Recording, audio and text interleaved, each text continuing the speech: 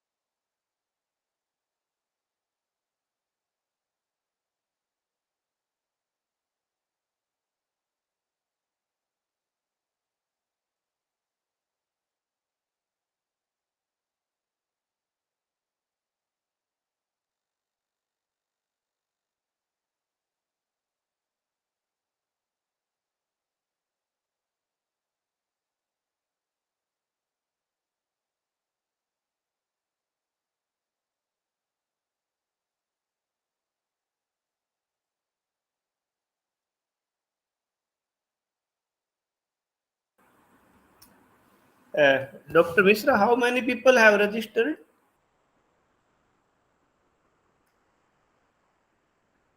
Uh, 209, 200 registered. 200 registered. Oh, great. 200. Good. So only 100 have joined so far. 100.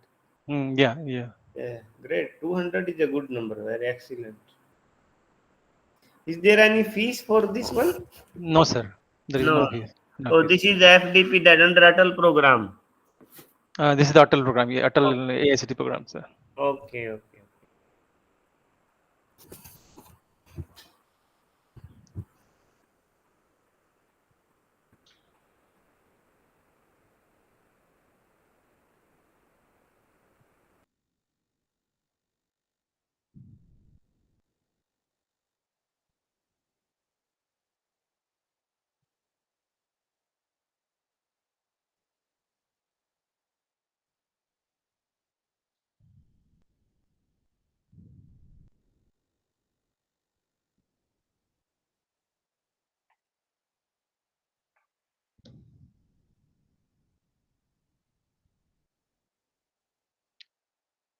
Sir, once director sir will join, we can start, sir. So, okay. Have you spoken with him? Yeah, just I called to Venkat, sir. Uh-huh. So, what did he say? Yeah, sir will join. Okay.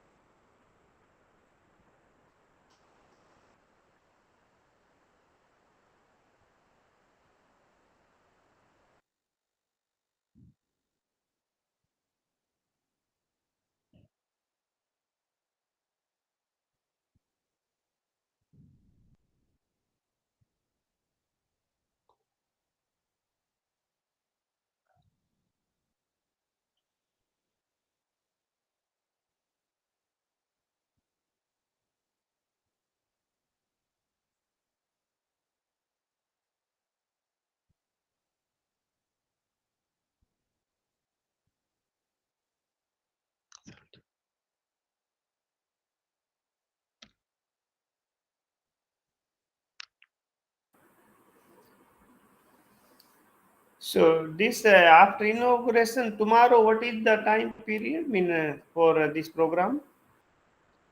6:30 to 8 o'clock, one session, sir, one speaker, and again from 8 o'clock to 9:30, second session. Sir कब शुरू होने वाला है? Sir, we are waiting for director, sir. Once हाँ ठीक है. sir will come. Once he comes, you speak something, okay? Yeah, yes, sir.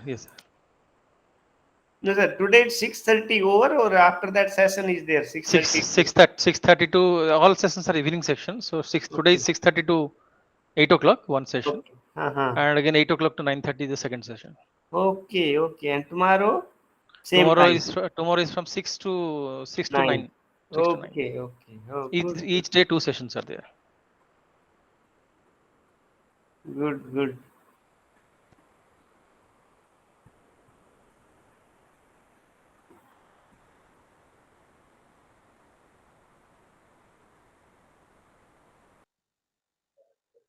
Join. Sir has joined. We can start, sir.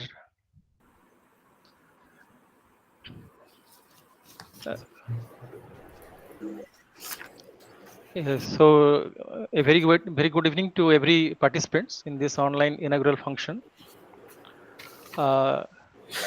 It is my privilege to deliver the welcome address to the coordinator as a coordinator of ATAL FDP. Our chief guest, Honorable Director Professor M.B. Karthikeyan, Dean Sponsor Research Professor Dayabal, Head of the Department Science and Humanities Professor Naveen Kumar, Head of the Department Computer Science Engineering Professor Siva Selvan, all deans, register, faculty members, staffs, participants, students, ladies and gentlemen.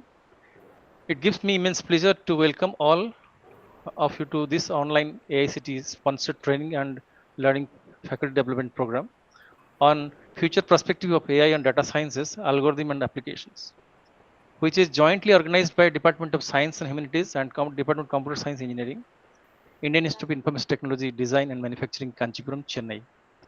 AICTE is committed for development of quality technical educations in country by initiating various schemes of government of India like SWAYAM, Smart India Hackathon, Research Promotion Scheme, Quality Improvement Program, Startup India, and Pradhan Mantri Kushal Vikas Yojana, etc. AICTE Council understands the need of training young professionals, faculty members, and technicians in various emerging technology sectors.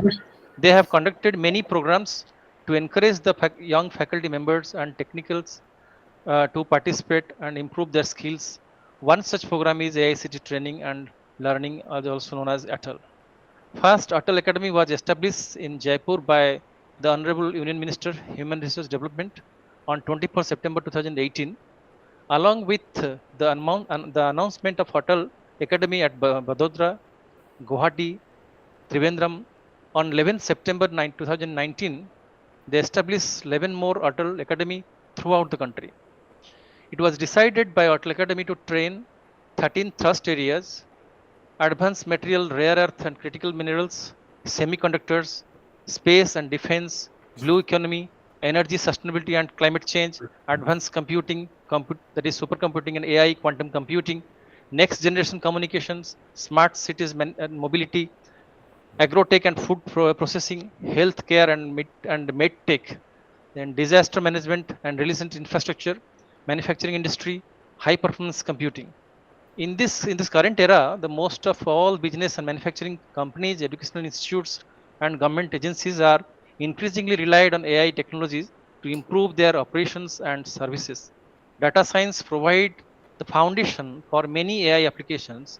Data science and AI systems often reflects bias present in the data they are trained on, which can lead to biased decision making in critical areas like hiring, lending, and law enforcement. Ensuring fairness and transparency in the future AI models is essential. There we need strong focus on developing ethical AI framework, conducting fairness audit, and implementing robust methods to detect mitigate the basis of and the biases in the training data.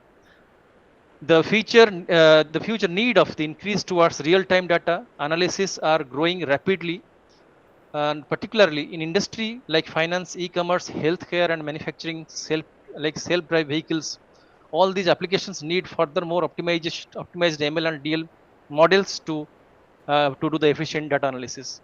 As we are the faculties of educational institutes, it is essential to understand the industrial need or challenges and often research problems, which we are going to understand in this course through our esteemed speakers.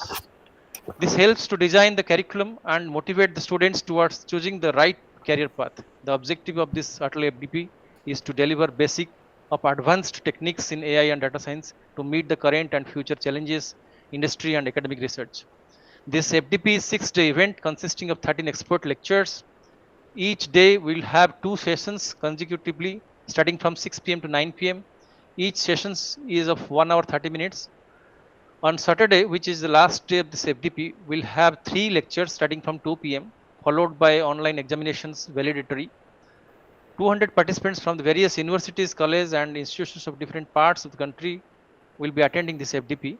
I hope this FDP will provide all the essential knowledge related to AI and data science and offers that excellent opportunity to enhance this skill in this area. Again, a warm welcome to all of you to this inaugural program. Thank you very much. Now I'll request the head of the department, Science and Humanities, Professor Naveen Kumar, to give the departmental address. Yes, thank you, Nachiketa. So, respected director, sir, all deans, HODs, participants, it's my great pleasure to welcome all of you to this FDP, which comes under one of the topmost thrust area, advanced computing and supercomputing, AI, quantum computing. On behalf of the Department of Sciences and Humanities, I extend a warm and heartfelt greeting to all our distinguished guests, esteemed speakers, respected directors, sirs, deans, and participants who have gathered here today for this online event. As we continue to grow and evolve in an ever increasing academic environment, the role of a faculty in shaping the future cannot be overstated. This program is a step forward in ensuring that we, as educators, remain at the forefront of knowledge and pedagogy, continually improving ourselves to meet the challenges and opportunities of modern education.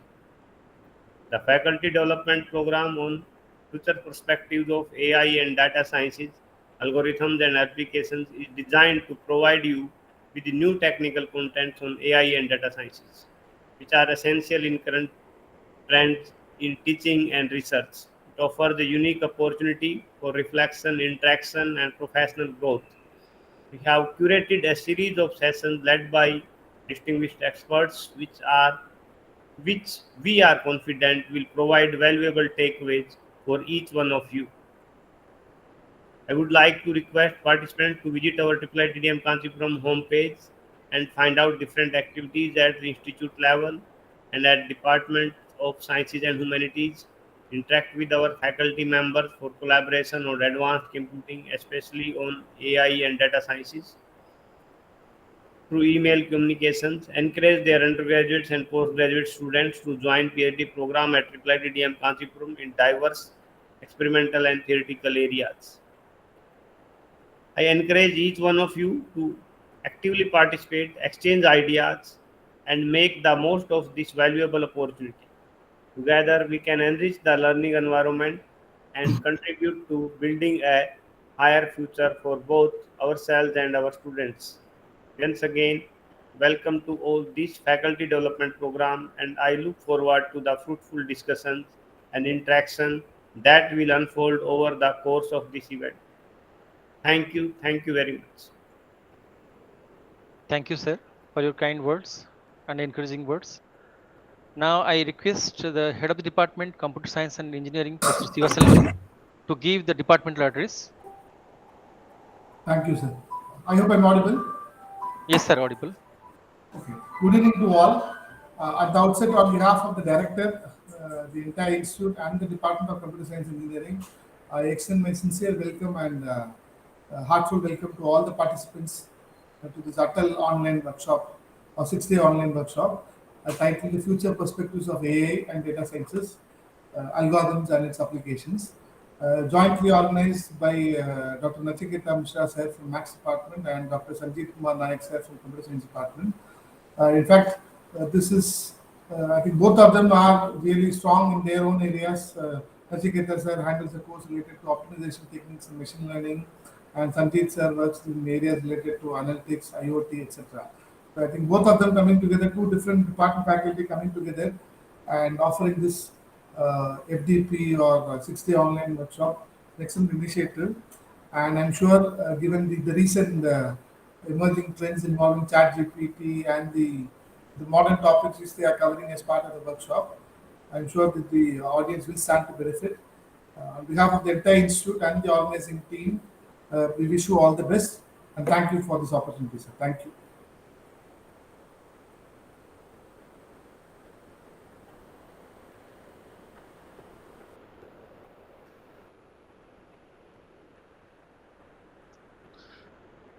Thank you, sir, for your kind words. Now I request Dean Sponsored Research, Professor Jaival, to give an institutional address. Dean, sir. Thank you, Dr.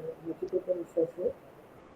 Good evening, respected director, faculty members, organizers, participants, and everyone present in the meet. It's a pleasure to welcome you all to this exciting and high-end workshop on future perspectives of AI and data sciences, algorithm, and applications, scheduled from 2nd to 7th December 2024. Artificial intelligence and data science has the transformative potential of shaping the future technology. This multi-day event will provide insights into the latest advancements, and participants are encouraged to interact with the experts to explore innovations, challenges, and also the ethical implications of AI. I'd like to give you a brief introduction about our institute. Indian Institute of Information Technology, Design and Manufacturing, Kancheepuram. Shortly we call it in Kancheepuram. This is an institute of national importance and was established in 2007 by the Ministry of Education, formerly MHRT, with the aim of becoming a center of excellence in technical education and research. Our institute offers a wide range of undergraduate engineering programs, including computer science and engineering, electronics and communication engineering, mechanical engineering, smart manufacturing, and data science and artificial intelligence. In addition, our institute provides postgraduate and PhD programs in these disciplines, as well as interdisciplinary product research. This interdisciplinary approach allows students and researchers to explore the convergence of technology, design, and manufacturing. IIITDM Kancheepuram has a vibrant research environment which encourages high-impact research and innovation. Also, the institute not only focuses on core engineering research but also engages in multidisciplinary projects, ensuring that students and faculty can work on projects that push the boundaries of knowledge. We actively collaborate with industry and R&D establishments to foster innovative research. The institute strongly supports these efforts by providing cutting-edge research facilities and offering various research grants, including the SMIRE grant and SEED grant. We thank our Honorable Director for such initiatives and encouragement. Faculty members are deeply engaged in research activities, and each year the Institute secures an average of 4 crores in sponsored projects. This program on future perspective of AI and data science, algorithms and applications is sponsored by AICTE Training and Learning, that is ATAL Online Faculty Development Program. And we thank the sponsoring agency for the financial support. And I sincerely hope that all participants will make the most of this program, gaining not just technical knowledge, but also insight into the interdisciplinary applications of AI and data analytics. This is an excellent opportunity to network and build connections with fellow faculty and experts in the field. And I would like to extend my best wishes to the organizers of the program for their efforts in bringing this event together, and to all the participants for a fruitful and engaging week ahead. Thank you, and let's make this program a grand success. Thank you, sir, for your kind words and detailed explaining about your institute as well. Now I request our Honorable Director, sir, Professor M.B. Karthikeyan, to give inaugural address. Thank you, Nachiketa. It's my pleasure to be here to address the participants of this ATAL online program. Glad to see that our younger faculty members are offering continuously such programs every year, particularly during December and during the summer period. It is very much useful for the participants. The title of the program is very much relevant to today's engineering and science, particularly practicing scientists and engineers. So everywhere it is AI. That's what I'd say. AI or data sciences. Without data or without AI, you can't proceed further. We do a lot of the design optimization. We do a lot of AI. So that is indispensable nowadays. So I have seen the content of the course that is being offered. The topics are right from next generation AI algorithms to the data generation and other practices. It covers most of the important topics that are there to offer for such a 5-day program. I appreciate the coordinators who took enough time to make such a beautiful brochure. Of course, it is nicely prepared in LaTeX. It looks like the content is very good. It is really appropriate for the participants. So you did wonderful job. Well done. So you have all my appreciation. So, and of course to your partner Sanjit Kumar Naik also. Okay, did wonderful work. So so so my advice is, if you have lecture notes for these FDPs, kindly make a repository of such FDP lecture notes or study material, so that it will be useful not only the participants, it will be useful for our own students also.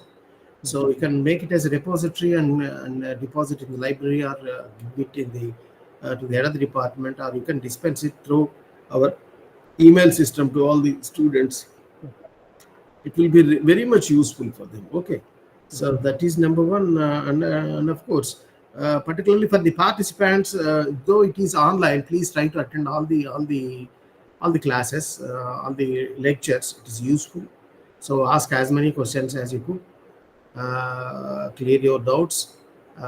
So I don't know how many lectures it has been arranged, but it will be really useful for everybody. So stay tuned to the program, at least for the coming 5 days. Get engaged and get immense benefit through this online FDP program. Once again, congratulations to the head of the department of Humanities and Science Group, Professor Naveen Kumar, head of the Department of Computer Science and Engineering, uh, Professor Sivaselvan, and all the participants, the course coordinators. So thank you so much. Wish you all the best. That's it from me. Thank you very much, sir, for your inaugural address, as well. I mean, the useful suggestions and also encouraging words to the coordinators and the department. So, with this, we will close this inaugural session, and this we have to wait. We'll wait for the for 2 to 3 minutes, and with 6:30 will the first lecture by Dr. Saswati Dana from IBM Research, Bangalore. So after 3 minutes, we'll request our speaker to join the. I'm signing off. Thank you. Thank you.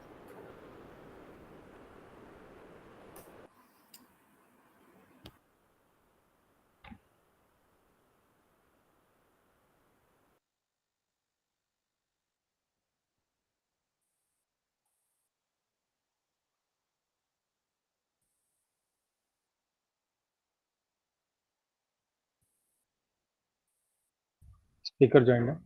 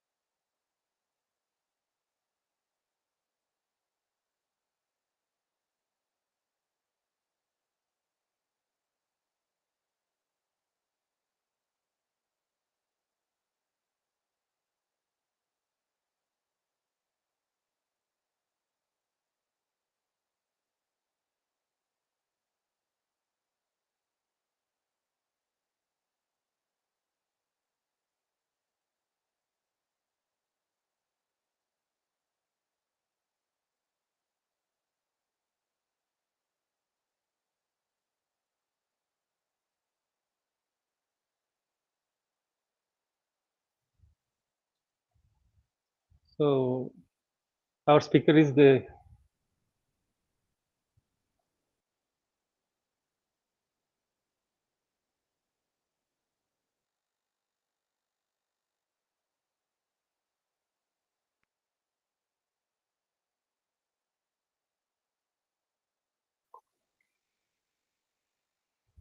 okay. So our speaker is the first speaker of the session will be.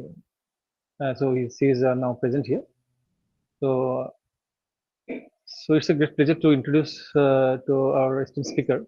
A very good evening to all the participants and welcome to the first day of AICTE ATAL FDP on future perspective of AI and data sciences, algorithm applications. For the first session, we have with Dr. Saswati Dana as guest speaker of this session. Before she starts the talk, let me take a privilege to introduce her. Dr. Saswati Dana is an advisory research engineer at IBM India Research Lab, Bangalore. She is a key team member in AI and code project. Her current research interest lies at the intersection of AI for programming language and natural language.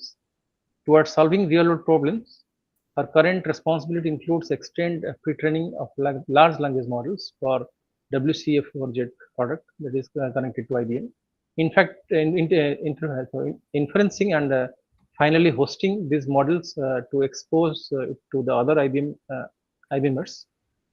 She has experience working on various research problems of machine learning, natural language processing, question answering, over knowledge gap and text. She has published papers in various peer-reviewed reputed journals and top international conferences such as ACL, IIII, ESWC, IJCNN, uh, KOLING, polling, etc. She has co-invented 10 patents filed, among which 5 were granted. She received PhD from Indian Institute of Science, Bangalore, in applied mathematics, and also she has before IBM, she has experience in Samsung research. With this small introduction, I will hand over the session to Dr. Saswati. Thanks for the nice introduction. I would like to thank organizing committee and Dr. Nojiketa for giving me this opportunity. Good evening to everyone here present here. Yeah. So can I share my screen? Yes, please.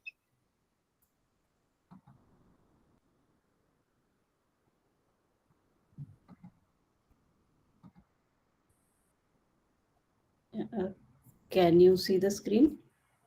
It's now appearing. Yeah, it's came. Now you can take full screen and yes. Yeah. Yeah, fine. Okay. So today I'll be talking about large language model and challenges. This is the agenda of today's talk. The first part is about large language models. I'll start with how traditional language processing system works versus recent trends. Then I'll talk briefly about language modeling and what differs in various language models. Then I'll come to what is a large language model and building blocks of the language models, followed by various model structure. And in the second part, I'll talk about various application of large language models for code modality, briefly touching upon common tasks and popular models, followed by what are the training data sets used for to train those models, followed by what are the benchmark used to test those models, to test the performance of the models. And finally, I'll discuss about the various challenges involved with large language models. Now, what is traditional natural language processing systems? Basically, traditional machine learning models are algorithms that learn from data to make any prediction or decisions. These are typically used when the data is structured and problem is well defined. And traditional natural language processing systems use these machine learning models to predict or to make any decisions. So here I've given an example like this. Suppose we have a movie review data set, which is called IMDb. It has natural language text as an input, text as an input, and output in the form of label, whether the text is positive, text specifies the positive sentiment or negative sentiment, or it is neutral. So we have a supervised training data. That means this specific task performs sentiment analysis. And this supervised trained data is structured data, and our model is basically trained with this supervised data. So this kind of models lack generalization, and here scalability is also challenging. But these models used to be reliable and comparatively transparent. But now the trend is basically changing. Now, recent trend is to get self-supervised model in the first step, followed by fine-tune step or instruction tune step. So here I have given two branches. Like in the first step, always self-supervised pre-training is performed by which we get self-supervised language model, and in the second step we further fine-tune into it to some specific tasks for to perform some specific tasks. And in the second case, like you can also instruction tune this self-supervised model for the specific task. And also you can do in context learning. What is in context learning? In context learning means you will give some instruction to the model to perform certain task. This is called zero shot setting, but if you would like to add a few short instruction, you have to give some example of the demonstration example of the task which for performing the particular task. So this trend, this is the recent trend. Continuing recent trend, nowadays large language models have been revolutionizing the way we interact with technology. And two prominent models in this domain are Llama 2 and Llama 2 Chat. So Llama 2 has variants ranging from number of parameters 7 billion to 70 billion. And this is the schematic of training of Llama 2 chat model. This process begins with pre-training of Llama 2 using publicly available online resources.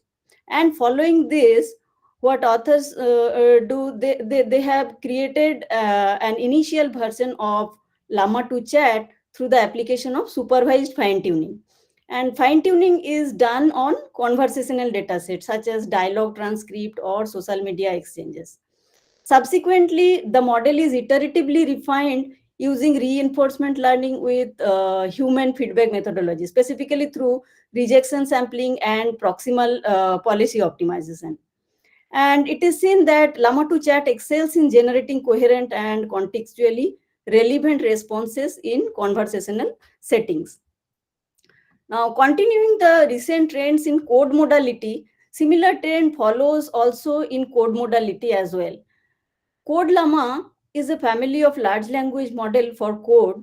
This is also based on Llama 2, and it provides state-of-the-art performance among open models with various capabilities like infilling capabilities, support for large input context, and zero-shot instruction following the ability for programming tasks.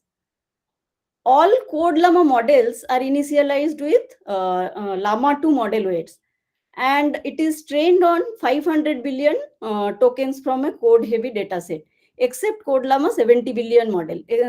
Code Llama 70 billion model is trained with 1 trillion of tokens.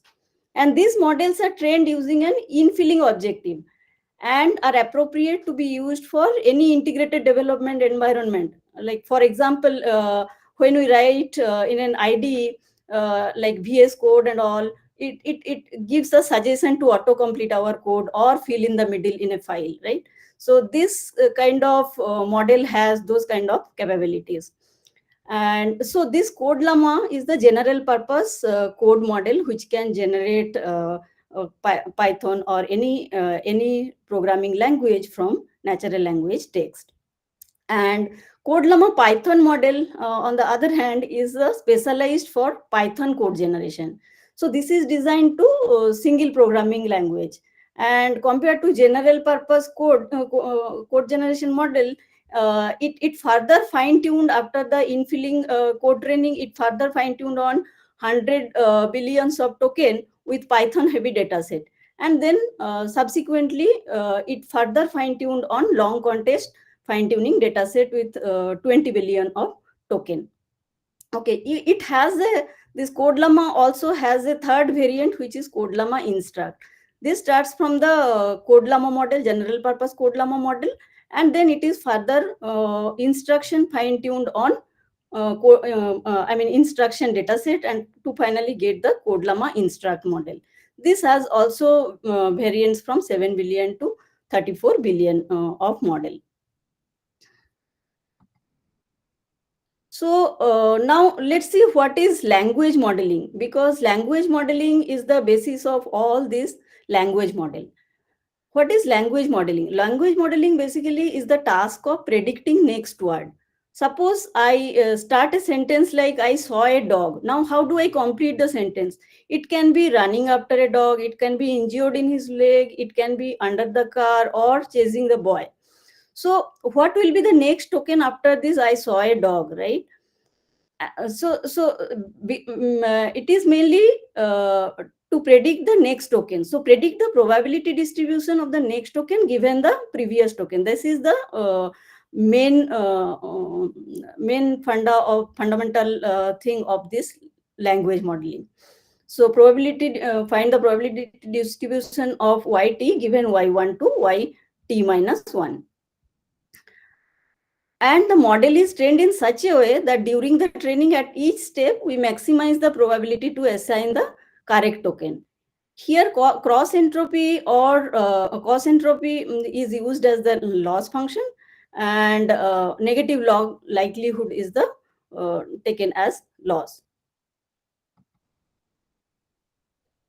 Now let's see what differs in various pre-trained language models. Because all the language model are similar, but it differs in some aspects. It has various parameters like architecture, training objective, data, model size, and various other parameters. So it can vary on various, architecture. The architecture can be encoder only model, it can be decoder only model, or it can also be encoder decoder only model. In case of training objective, training objective can be different.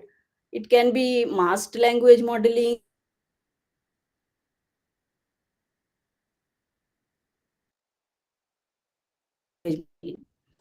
Now, what are the sets used to train these big or huge models? So this also matters a lot. Mainly book corpus or Wikipedia data, common crawl, various code repositories from GitHub, Geeks for Geeks, all these are used in used as a training data, and it is from model to model. Model size is very important parameter. What is the total number of parameters? What is the total number of parameters in the model, right? And what type of attention it is using? What is the activation function, positional embedding, number of layers, number of hidden layers? All these totally together matter and makes a model different to another model. Now, what is large language model? Large language models are huge self-supervised model. They are trained on enormous amount of data. It basically provides the foundational capabilities of performing multiple tasks. And billions of parameters enable them intricate patterns in language and performs a wide range of language-related tasks. These LLMs are designed to basically understand and generate text like human.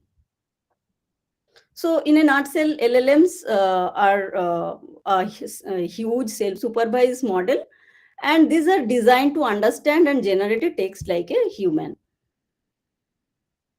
Now, these large language models growing bigger and bigger every day by day. So this is the graph of how language models parameter is changing from 2018 to 2024.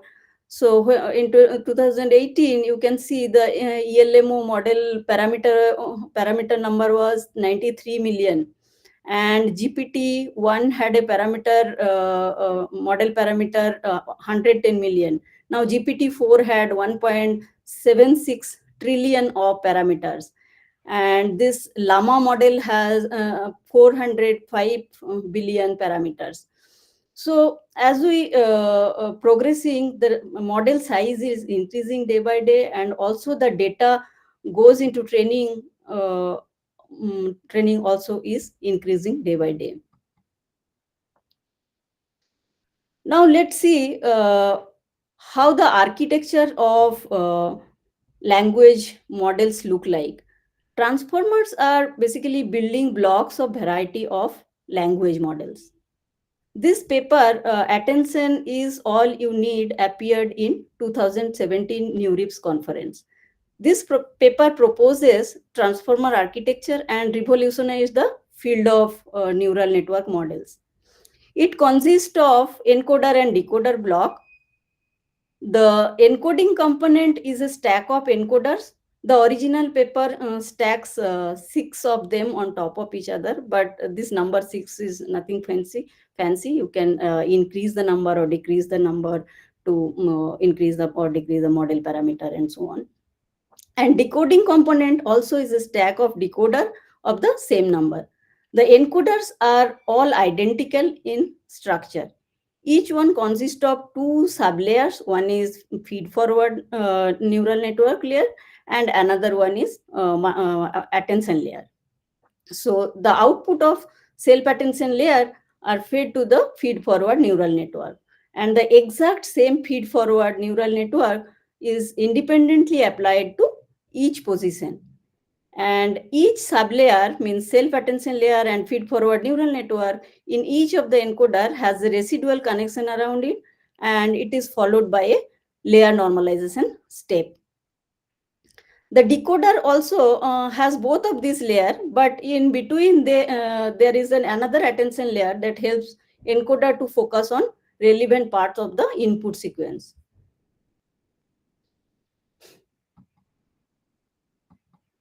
So what does encoder do? It basically takes English or natural language sentence, or any sentence or sequence in that matter. Suppose it is a vector of x1, x2, comma x3, comma xn, and finally this sequence passed through the encoder block, and we finally get another vector which is z1, z2 to zn. And self attention is an important sublayer inside the encoder block. This basically refers how words in a sentence are related to each other. Now we'll see how the self attention or attention score is calculated in this encoder. Let's first look at how we can calculate the self attention using vectors. Then we'll proceed to look at how it's implemented using matrix. So the first step in calculating self attention is to create three vectors. Those are query vectors, key vectors, and value vectors. And what are these? Suppose in a non-transformer way, if we would like to say what is query, key, and value, suppose you would like to learn some subjects from certain book. Okay, you ask a question yourself, and then inside the question you have a keyword. You go and search the indices of the book and find where the material lies inside the book. So that is the value of the query, and key is that particular word which you are finding in the indices. So from the word embedding, we find this query, key, and value vectors. So initially we start, this matrices like WQ, WK, and WV in the transformer architecture are learned during training. These are the matrices we learn during training. And when we start training, these are initialized with some random number from scratch, and then we gradually update during the training.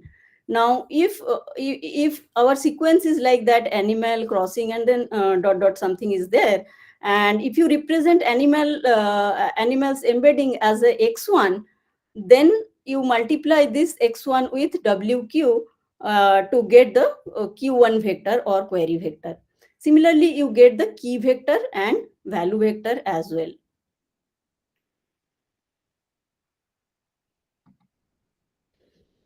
So that means first step, for each word xi, calculate the query key and value vector, so which is qi equal to xi wq.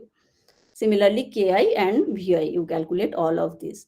Then comes in the second step, you calculate the attention core. That is the scale dot product of query and key vector. And we require computing attention between all pairs of the word in the sequence. So the computation grows quadratically with the sequence length. Then finally, we scale this dot product, dividing by a score of square root of dk. This dk is the dimension of query and key.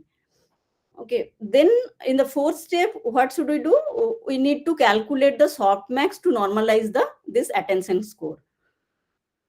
So what is the softmax? Softmax is the exponential of attention, exponential of alpha ij divided by summation of exponential of ik. Okay. After calculating the attention score, or normalizing attention score aij, we multiply each value vector by softmax by this softmax score. So we multiply this aij into vj to finally get the output from the attention layer. And in the matrix term, how do we calculate all of this?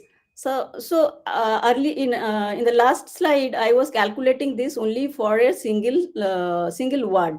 Now, suppose a word is a sequence of dimension n, and its embedding dimension is d.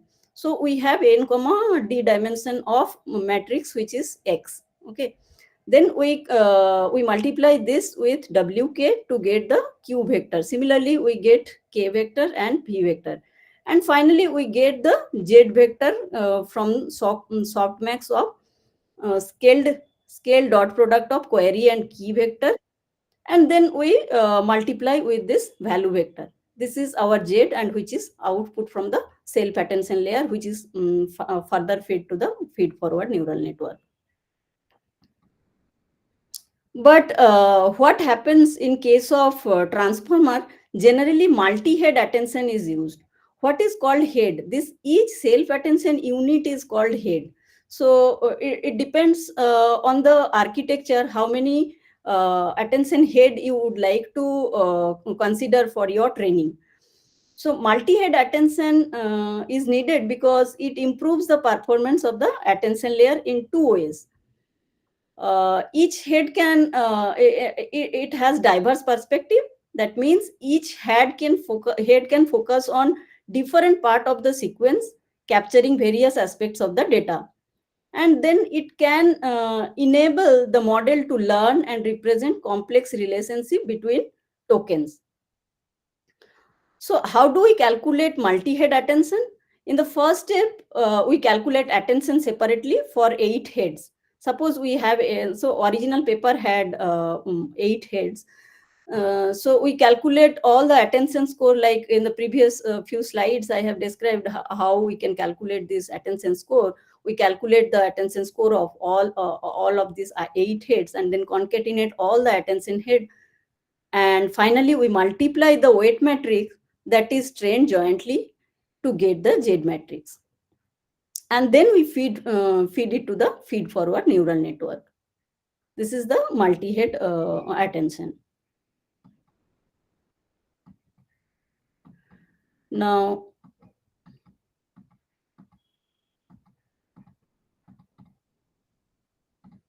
Now, what is decoder? Just a moment. Yeah, decoder. In decoder block, what happens? Suppose we have here the task is natural language to code generation. Okay, we have given instruction like write a function to print hello world. So we'll add this embedding layer plus position embedding to the encoder, and then from encoder we pass it. We pass this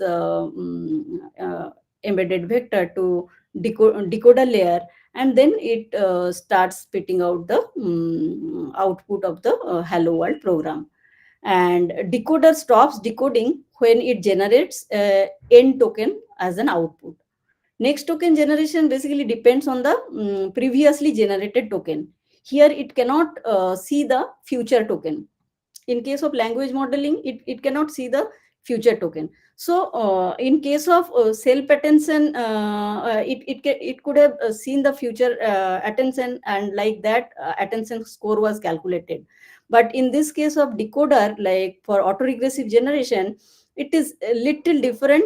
So attention score is calculated like this. It is the scale dot product of qi kj t when j is less than I, but it is minus infinity when j is greater than I. This setup is called masked self. Only see the.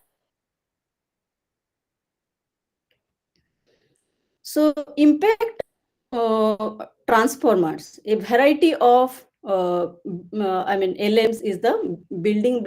A building block for variety of LMs. Encoder block, decoder only model, and encoder decoder model. For example, like BERT, Roberta, Albert, Distilbert, all of these models are encoder only model, and these models capture bidirectional context. It cannot naturally generate completions. But on the other hand, decoder only models like GPT family, Lambda, all these models are nice to generate from. It cannot condition on the future words. The other name of the decoder model is causal model or autoregressive language model. Autoregressive language model means like it cannot see the future tokens. And encoder decoder model like transformer, BART model, T5 model, they can naturally generate output from and it converts one kind of text to another kind of text. Now let's see some of the important features of the encoder only model. So what are encoder only model? It is a stack of multiple transformer encoder blocks, and this BART is an example of this encoder type of model. Full form of BART is bidirectional encoder representation from transformers. BERT is a bidirectional model and it preserves context understanding. So that means it can understand the future context as well. It can see the future as well.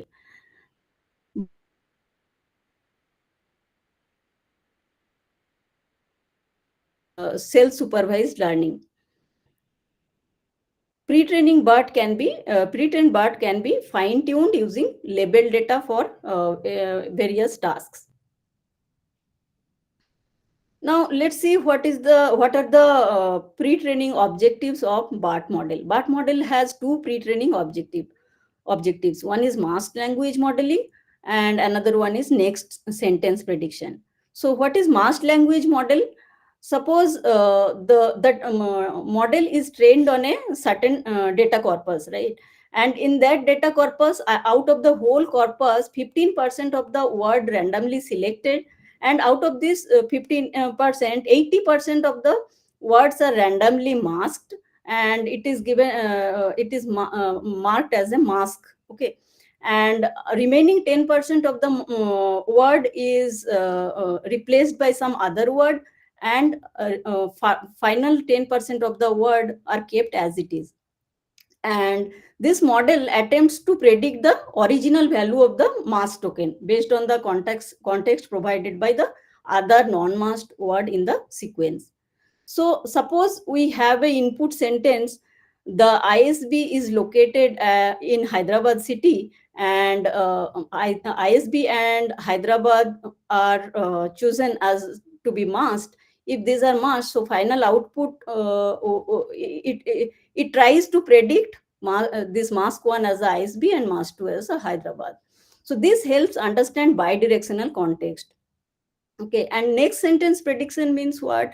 It has in two different sentence as the input, like sentence A and sentence B. Here, as an example, I have given ISB is a business school, and B, it is located in Hyderabad city. Now, output will be whether it is yes or no. Sentence B follows sentence A, yes. So it helps understand context across different sentences. And then finally, keeping on these two objectives, it is jointly trained by softmax layer and cross entropy. Now, what is the pre-training corpus or dataset used to train this BART model? A large corpus of book, which is called book corpus, it contains 800 million of words. It is gone into training during training, and also English Wikipedia that contains 2,500 million of token or number of words, 2,500 million of words. These two data set, I mean, goes for training BART model. BART has two variants. One is BART base and another one is BART large. So BART base has 110 million parameter and BART large has 340 million of parameters. BART base transformer encoder, it has 12 transformer encoder and hidden size is 768, and attention head for multi-head attention, the attention head used as 12, but in case of BART large, the multi-head attention number is, I mean, attention head used is 16.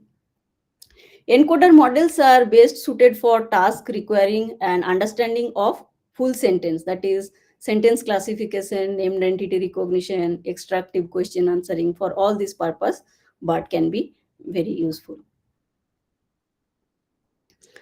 Now, coming to the encoder decoder only model.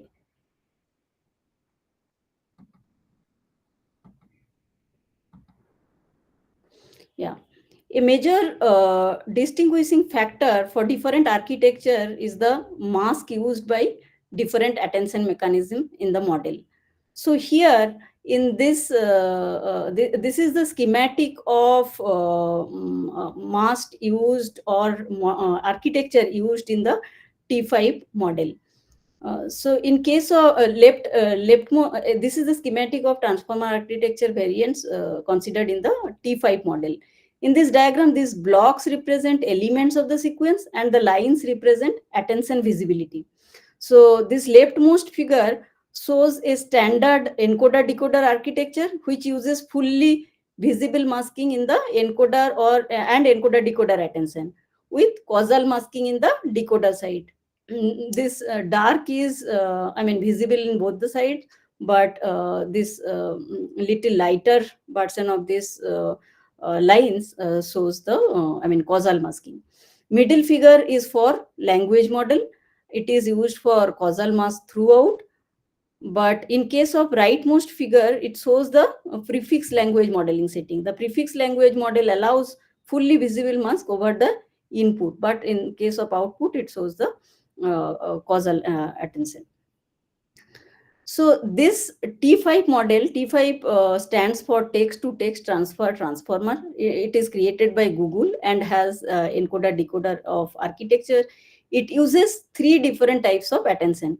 One is self attention on the encoder side, and cross attention between encoder decoder side, and causal attention on decoder side. In cross attention, key and value matrices come from the encoder side and query matrix come from the decoder side. And this encoder decoder models are generally trained end to end.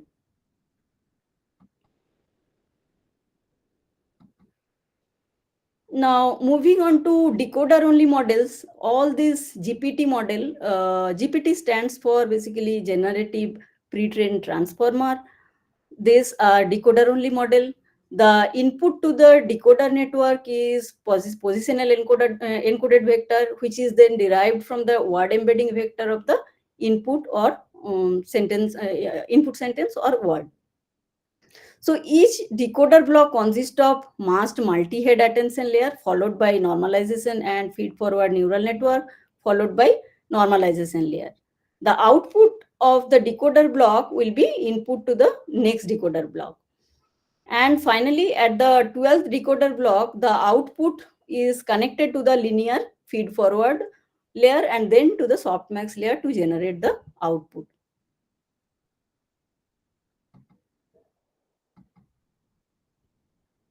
Here, in case of decoder only model, our objective is to standard language model or next word or next token prediction.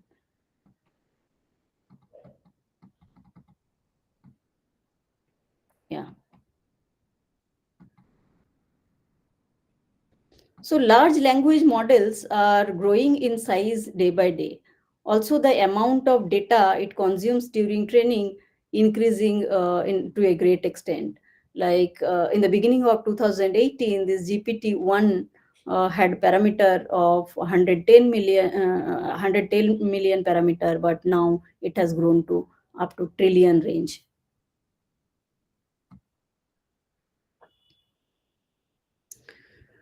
Now let's see what is the data set used for GPT-3 model. This GPT family of models, GPT-1, 2, 3, they basically follow the similar train, but the data varies and model structure varies. Structure in the sense model size varies.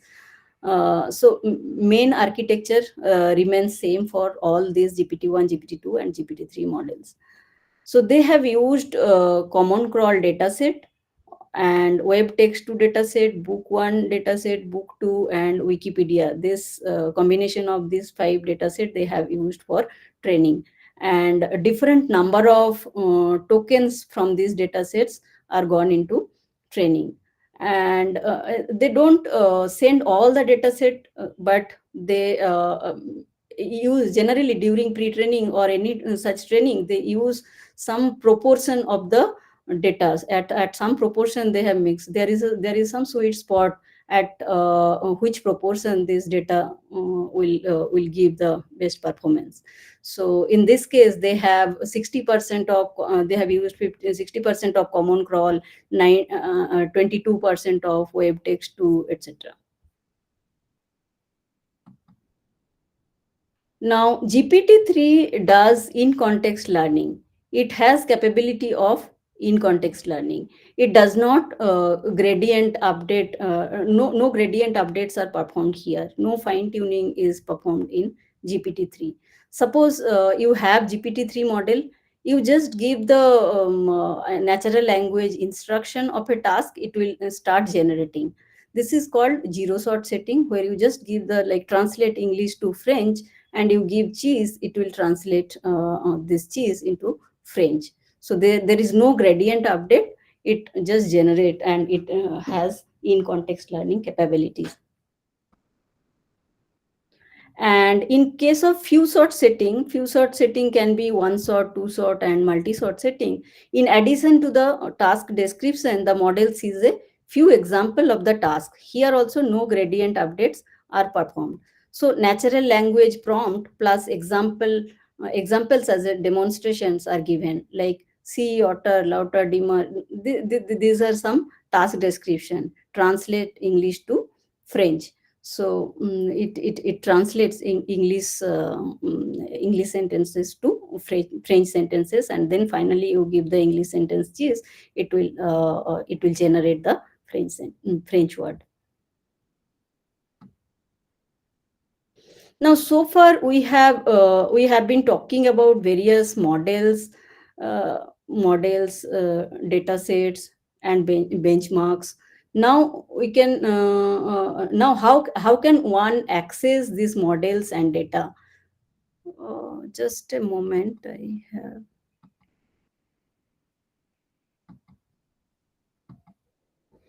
Okay, so the Hugging Face Hub is a platform with over 900K models and 200K datasets.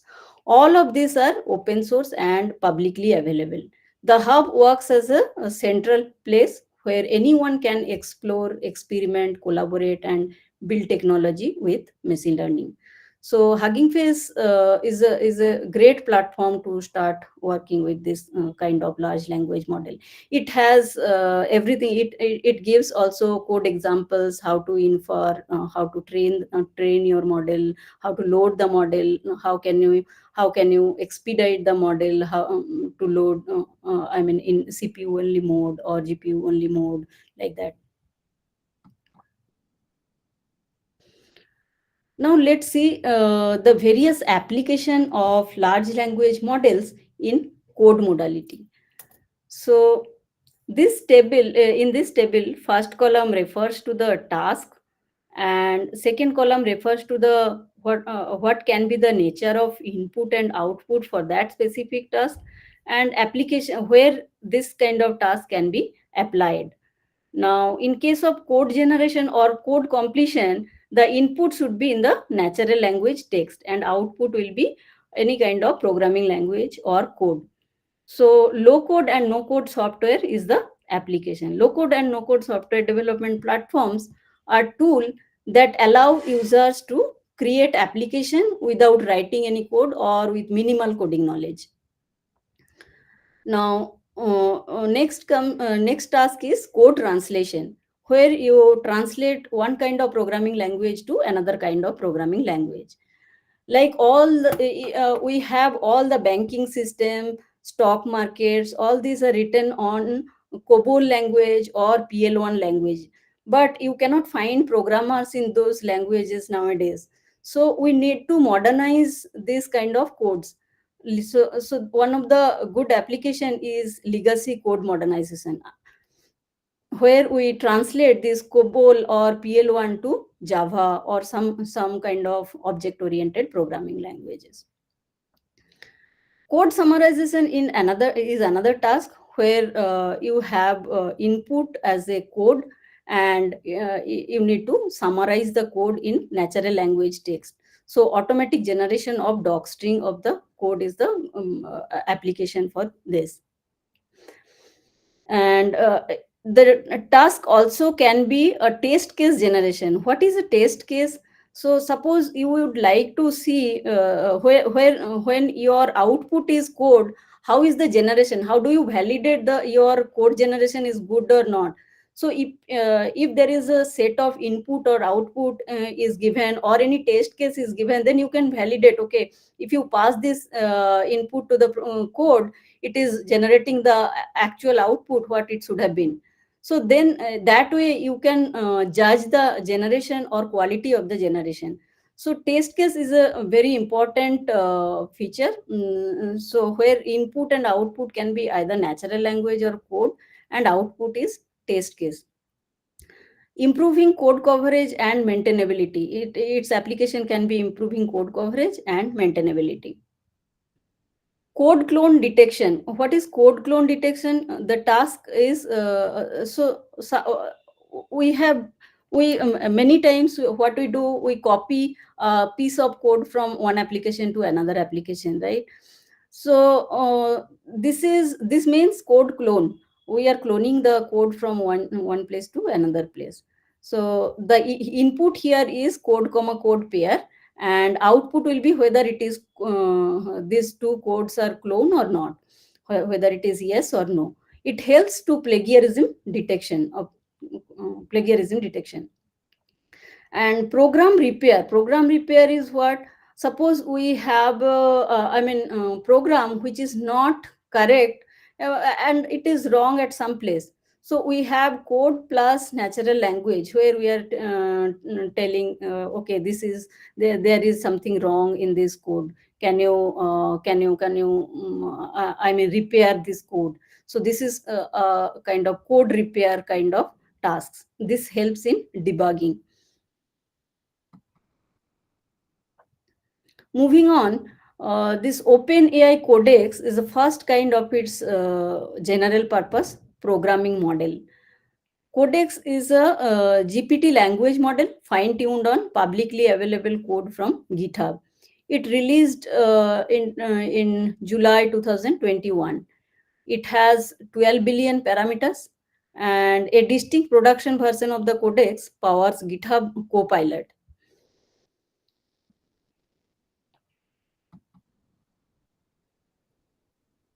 Codex is basically focused on task of generating standalone Python functions from docstring. And to evaluate the correctness of the code samples automatically, it uses unit test case. So this Codex model, what is the training data? This Codex model is used to train from GPT-3 public GitHub repositories, which total to 159 GB of data. It uses this data to train, and it contains both natural language and billions of lines of source code. Finally, for the evaluation, they release human eval dataset. It contains 164 of handcrafted programming problems. It also has a doc string of the problem, which also has comprehensive set of unit test cases. So this Codex model is evaluated with this human eval dataset.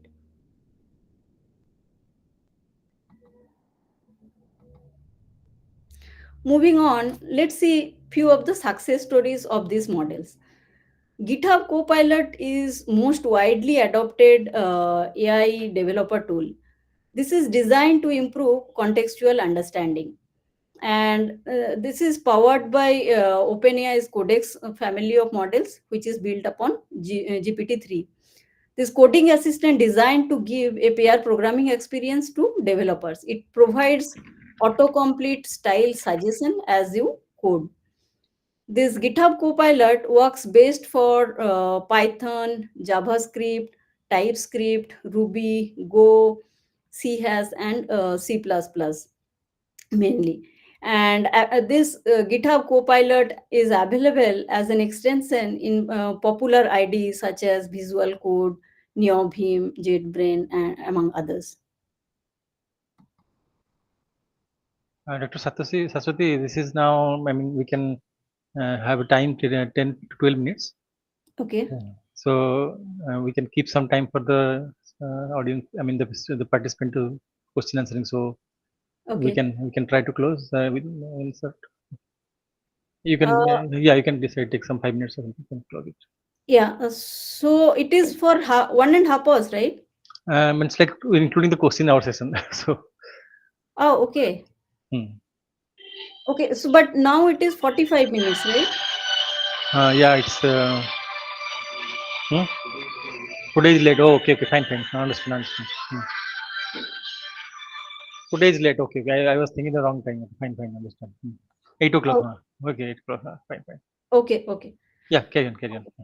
So it will be around time will be 7:45. Okay, 7:45. It's time. We have time. Sorry. Okay. Oh, yeah, sorry. Okay. So another success story is AlphaCode. So AlphaCode by DeepMind is an AI model for competitive programming. Competitive programming is a popular and challenging activity. Hundreds of thousands of programmers participate in coding competition to gain experience. And during competition, participants are given a series of problem description and specific time to write programs to solve them. Then participants are ranked mainly based on the how many problems they solve. And companies use these competitions as recruiting tools in hiring process for software engineers. AlphaCode is developed using self-supervised learning and encoder-decoder transformer architecture. So AlphaCode at evaluation time, what they do, so AlphaCode is first trained on GitHub dataset here, and then finally fine-tuned on code contest datasets where it has problems and solution. Finally, during evaluation time, what it does, it takes the problem from Codeforces. Codeforces is the competition platform. Okay, so it takes the problem from there and it generates a large number of massive amount of C++ and Python programs for each problem. Then they filter and cluster and re-rank those solutions to a small set of 10 candidate programs that they submit for external assessment. This automated system basically replaces competitors' trial and error process of debugging, compiling, passing test, and eventually submitting. And authors finally showed that the alpha code ranked within 54% of real world competitors. So it is they feel that it is a great success for coding competition and AI development. Now, Code Llama is another success story. I have talked about Code Llama previously also. Code Llama is a family of model which starts from the Llama 2 model. Now, Code Llama has 7 billion to 70 billion of parameters. It has special version of or specific version of Python variants and instruction tuned variants. It supports good context length. 16K is a good context length. It supports 16K context length. And Code Llama 70 billion instruct is comparable with the GPT-4 on Humanival and MBPP. So Humanival is the data set is used for benchmarking purposes. Similarly, MBPP is another data set which is used as a benchmark data set. So it is comparable to the GPT-4. You can say here, see here. This is Code Llama versus GPT. So right, this is GPT-4 and this is for Code Llama.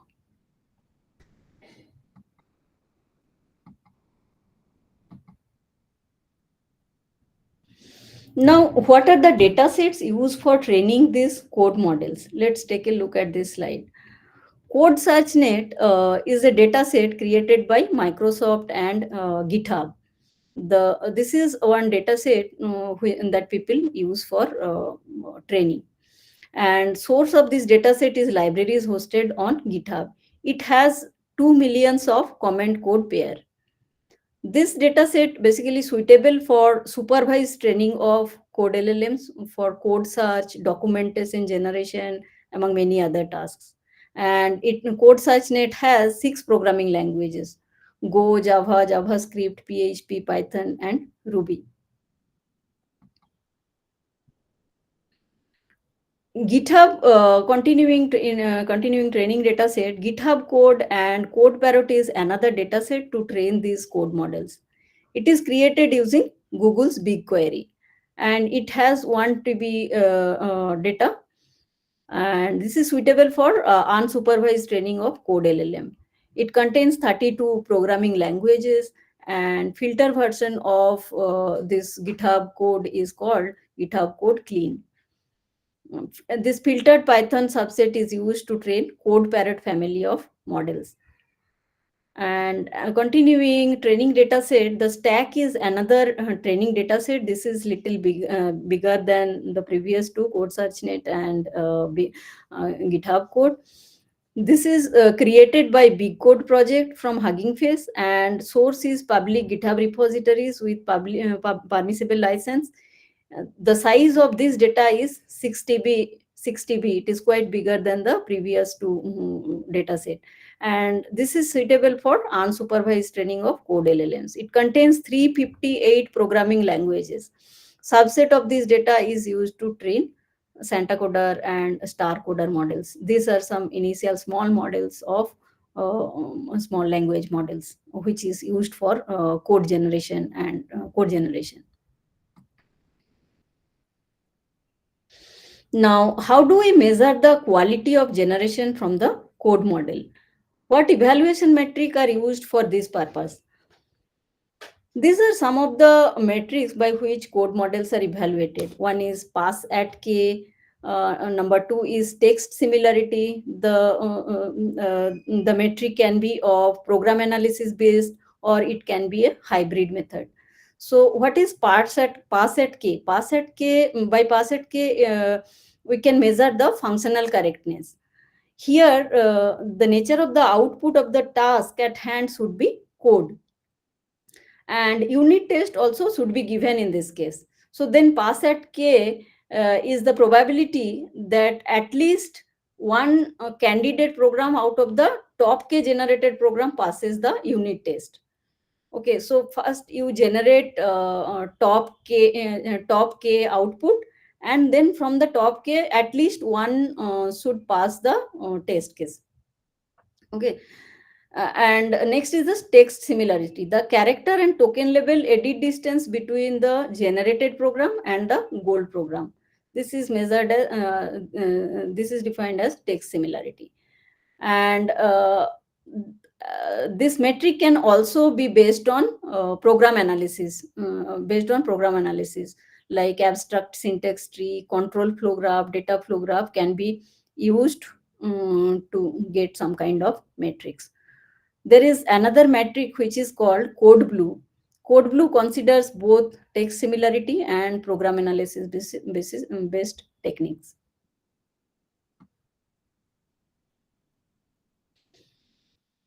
Now, what are the evaluation benchmarks? So after code generation, we need to uh, see how the quality is. How do we evaluate the quality? So for that, we need some benchmark data set. Now we have already a benchmark dataset Humanable that has some 164 handcrafted Python and natural language text for that code along with the test cases. MBPP, most basic Python programming. This is another dataset, and it also has a type of natural language to Python where 974 number of code NL pairs are available.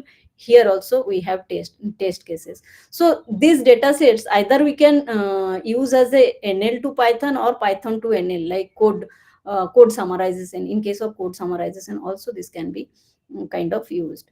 And multi-PLE, this is the extended version of Humanival and MBPP. It is extended to 18 languages. So this is also for NL2 code languages, and for this also unit test cases are available. Another dataset is Concord. This is for natural language to Java. Its size is 2000. 2000 pair of natural language and Java codes are available. In this case, there is no test case available. And finally, we have another dataset, benchmark dataset, which is APPS. This is also for natural language to Python, and size is 10,000 here. Unit test case also available.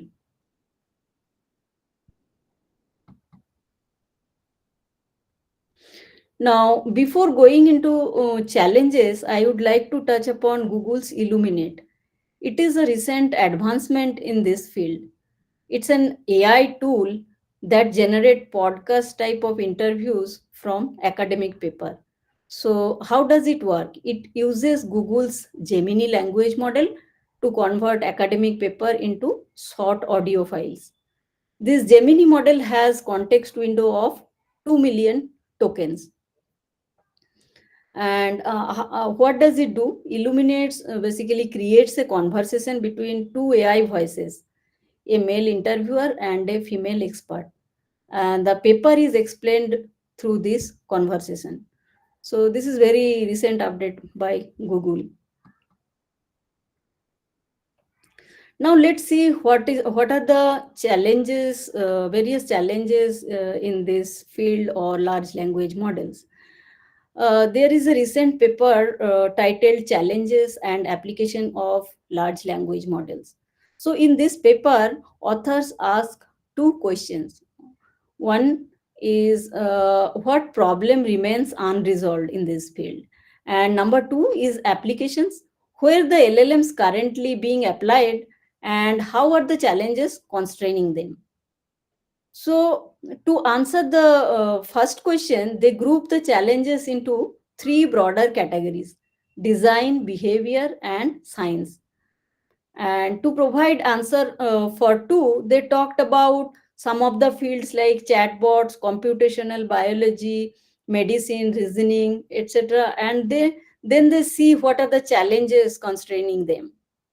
Now, under this broader category design, there are various challenges like unfathomable dataset. What is unfathomable dataset? The size of modern pre-training, as we have passed on past few slides, right? We have seen the dataset is growing from some million range to 6 TB. So the size of modern pre-training dataset is so huge that it is impractical for any individual to read or conduct quality assessment for the dataset thoroughly. And if the benchmark data, in this case, the data is so huge, benchmark data contamination also can happen. That means inside the training data, test data or evaluation data can also be present in some fraction. This can lead to a inflated performance metric. Also, we have seen some personal identified information like phone number or email address can present in the training data set. This results in privacy leaking during prompting. So second challenge is tokenizer reliance. What is tokenizer reliance? Tokenizer introduces several challenges like language dependence, handling of novel words, fixed vocabulary size, information loss, and low human interpretability. Now, in case of language dependencies, it is seen that number of tokens necessary to convey same information varies significantly across languages to languages. And if an paid API policy depends on the how many number of tokens to be generated, then some languages gets unfair disadvantages over the other. And in case it is also seen that in case of low resource languages like Japanese, Chinese, tokenizers are suboptimal. Next challenge is fine tuning overhead. What are fine tuning overheads? It can be of two types: large memory requirement and overhead of storing and loading fine tuning large language models. So fine tuning entire LLM or full fine tuning requires the same amount of memory as pre-training, which is basically infeasible for many practitioners. Now, overhead of storing or loading fine-tuning large language models. When adapting an LLM via full fine-tuning, an individual copy of the model must be stored. So it consumes data storage, right? It consumes data storage, and when we load the model, it takes a lot of memory into the GPU. Next comes challenges in high pre-training cost. Training a single large language model can require hundreds of thousands of compute hours or compute resources, which in turn cost millions of dollars. This is also infeasible for many practitioners and researchers. So how can we, either ease the computational resources, or how do we get the same kind of generation what the large language model do? Can we achieve this with smaller languages but with bigger context length? These are some of the very promising challenge directions to work with. High inference latency. This is another challenge. LLM's inference latencies remain high because of low parallelizability and large memory footprints.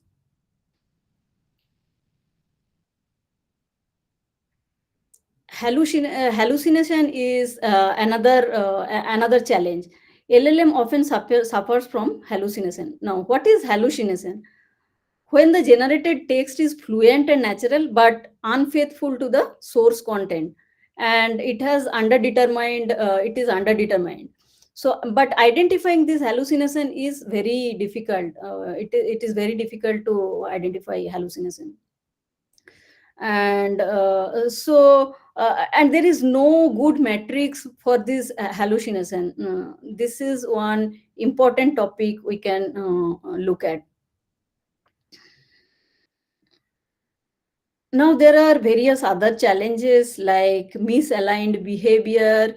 No, so inside this behavior category, we have a prompt brittleness. We have seen that little variation of the prompt syntax can result in dramatic changes in the output. So actually, I have been working on COBOL to Java translation, and we have seen if we just remove one new line from the last line of the COBOL code and translate it, it changes our output.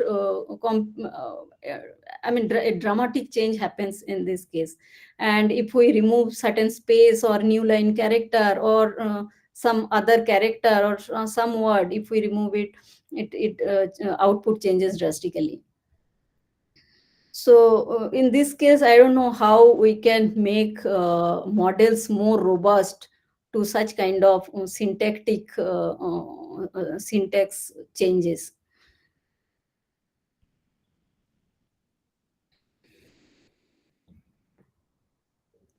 Then we have another challenge is brittle evaluation. This means that it is difficult to assess performance of LLMs holistically since rigorous benchmarks are needed. Now, whatever benchmarks we have to evaluate the models, those are very small scale, a few lines of code. It is not industry scale or enterprise scale benchmarks where we can measure the quality of the generation holistically or measure the quality of the model properly. So we need some kind of rigorous benchmarks that is really needed. Now, next challenge is evaluation based on static human written ground truth. This comes under some broader category of science. So the challenge in LLM evaluation is that they often rely on human written ground truth test. However, we often want to evaluate their performance in domains where such kind of text is scarce or relies only on expert knowledge such as programming or mathematical tasks. So this kind of for this kind of task, this is very difficult to evaluate. Further, benchmark datasets become outdated over time. As models become more capable, older benchmarks become saturated or overfit uh, and no longer provide the useful signal for further improvement of the model. They are basically typically constructed around a set of tasks that were relevant at that time of creation, but may not adapt well to the changing capabilities of the LLM. And finally, this lacking of experiment design. It is observed that many papers do not run controlled experiment or ablation studies by varying one factor at a time because computational cost is very high for all of these kind of experiments. So we need to address this kind of challenges when we evaluate certain models. Now let's go to the point number 2, applications, where these models are being used and challenges constraining them. So chatbot is very useful application of large language models. General purpose chatbots combining information retrieval, multi-turn interaction, and text generation. It includes also code generation as well. It faces mainly two challenges: difficulty in maintaining coherence. Either it forgets the earlier part of the conversation or repeat themselves. This is called coherence. And high inference latency. High inference latency basically hinders the user experience, and especially in multi-turn interaction with chatbots, you will see sometimes it is very slow, response is very slow.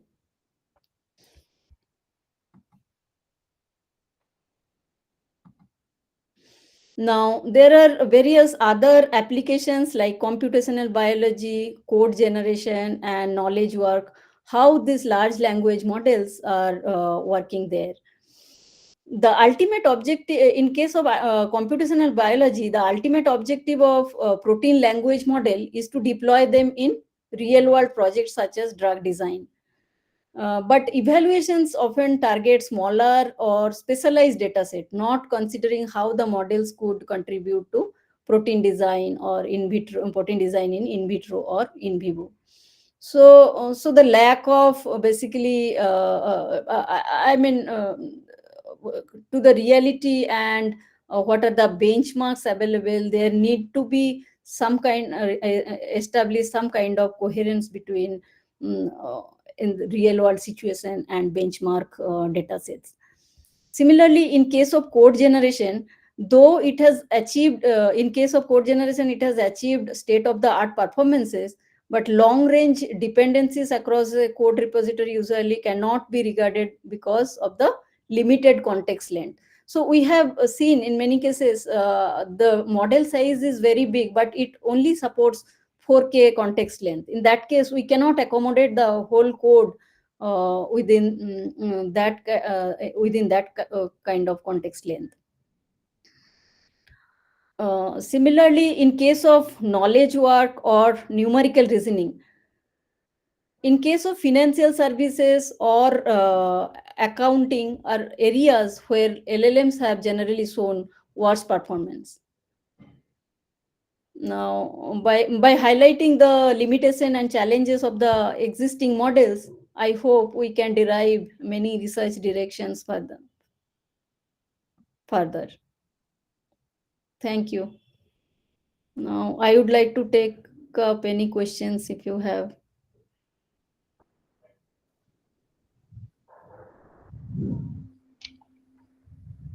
So, thank you to Saswati for so nice informative lecture for one based on large language model and challenges.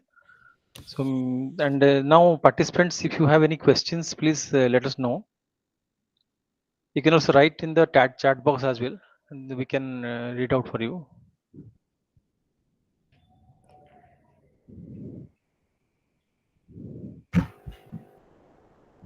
Hello. Yeah. Good evening. In the self-attention slide, I have a question that there you have used that m raised to the power q, a matrix raised to the power a matrix. So how to compute that? Which one? In self In attention. self-attention matrix, like Yeah.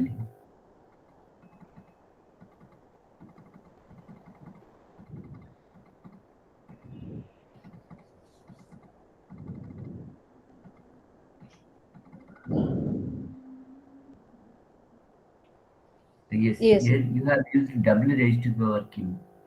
So how can you compute that matrix raised to No, the power a this matrix? is not W to the power Q. This is like a query matrix. It is not to the power.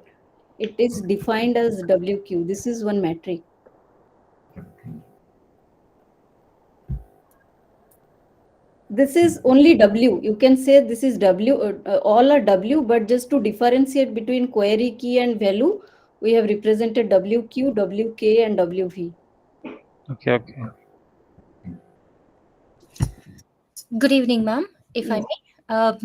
So, I want to understand, it might look a silly point, but I want to understand the difference between the data sets we are talking about for testing purposes, the metrics we are talking about, and also the unit tests. How much of a difference is there while using all this data we are talking about? So one is training data, right? During pre-training, which data we use. So those are the data set I talked about, like code searchnet data set Mhm. and the stack data set, and one more is big GitHub code data set, right? Yes. Those are for training the large language model. Okay. And if you see the code searchnet dataset has a kind of pair, natural language and code pair. So that is basically for supervised fine tuning for Okay. any kind of task. Okay. Okay. And yeah. So code searchnet is for fine tuning, but this data sets, this will have code, natural language, kind of together. It has kind of text, plain text data. Okay, it Okay. does not have query pairwise any data. So this data set, how do we do it? You suppose you have a plain text, some PDF book or something. You assume this data as like that. You have some kind of comments, code, etc. And you just line by line take it together, and you concatenate all the lines one by one, and then you will have some kind of context length in which the model will be trained. Either it will be 8K, basically it is in the form of 1024, 2048, like this, 4096. So context length will be in the order of that, 2 to the power of something. So if that is the context length, now you make a big train of the text sequences, and then chop off with that, and then you convert this into token, and you chop this long train of token sequences into 8K or 16K, whatever is your context length, and then you feed it into the model. So that is the pre-training technique. Okay. Okay. And benchmarking is something different. Benchmarking is after training the model. So these are called training data. Now, benchmarking is, suppose you have trained your model. After that, how do you evaluate your model, or how do you evaluate your generation? How was the generation?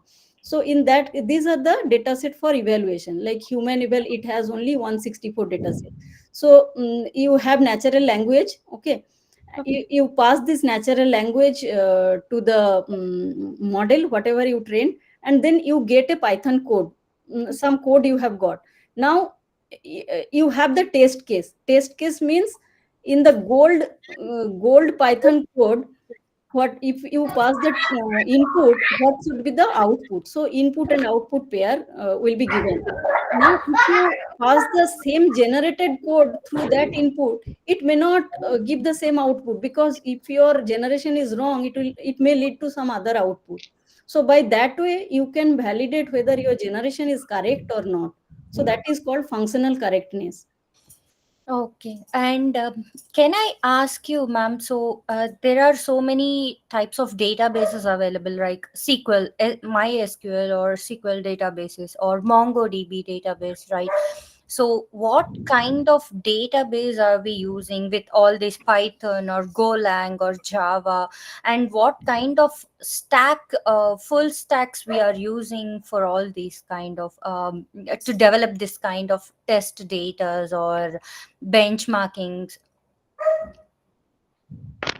Databases, those kind of databases, I mean, if your task is related to this database SQL, I did not get your question properly, because actually there can be some task like natural language to SQL generation. There is some task like you generate natural language, there is a table given, Mm-hmm. you would like to generate an SQL query given the natural language. So for that also you have the data sets available, natural language to SQL.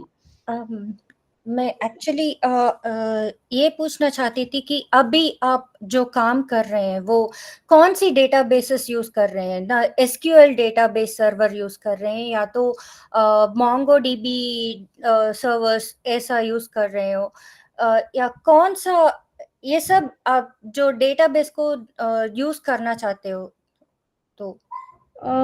Database use करना चाहते हो मतलब, I mean it depends on your task at hand. Okay. I am not using any database or anything. So Okay. whatever these data will be publicly available. Okay, whatever data goes for training, Mhm. you have specific data set. Somebody has released some data set, and the source of those data sets will be that Hugging Face hub. I said no. Hmm. In Hugging Face hub, you will get the data set data sets and various papers. The published paper, some paper will publish some data, so they will give the link of that data set, so you can get the data sets from there. In our case, like we are translating COBOL to Java, so we have various manuals of COBOL languages, Java languages. So there basically small code snippets will be there, along with the how generally books are there, right? You have Yes. a Java books. It is explaining some concept in natural language followed by code. So like that it will be given, and we have some PDF documents and code repositories. We use all these as our training data sets. Okay. So, okay. Thank you, ma'am. Thank you so much. Yeah. Good evening, ma'am. Yes. Ma'am, you were telling about types of LLMs. Can you just elaborate the differences of those types in terms of performance, ma'am? Okay, those types are basically they are specialized for different tasks. Okay, so like for encoder based models like BERT, Robota, they are mainly to understand context understanding. You have given certain Okay, passage and you would like to get some answer given a question. Okay, like okay. comprehensive, Maybe sentiment analysis like that. yeah, sentiment analysis. So for all of Okay, this you can use that encoder only models, and for decoder only models are mainly to generate something. okay, Okay, and nowadays these decoder only models also have capability to question answer. Like in GPT-3, you have seen that they have capability of in context learning. Like and nowadays you have RAG, like retrieval augmented generation, where okay, you can supply a document along with the model, and then you say model answer the question from the following passage. It can get you the answer of your question. So oh, both of these are possible, but decoder only basically all the models finally use encoders and decoders, because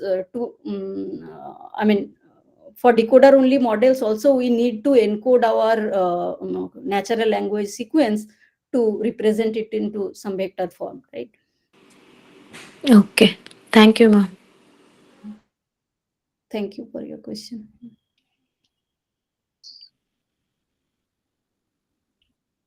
So, any questions? Hello. Yeah. So, ma'am, you were discussing about three types of attention, right? So, self attention, cross attention, and causal attention. So, can you just explain a bit about causal attention? What do you mean by causal?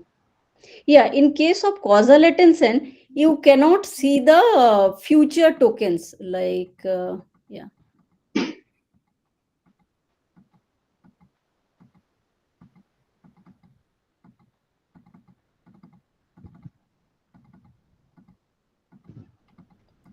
Just a moment.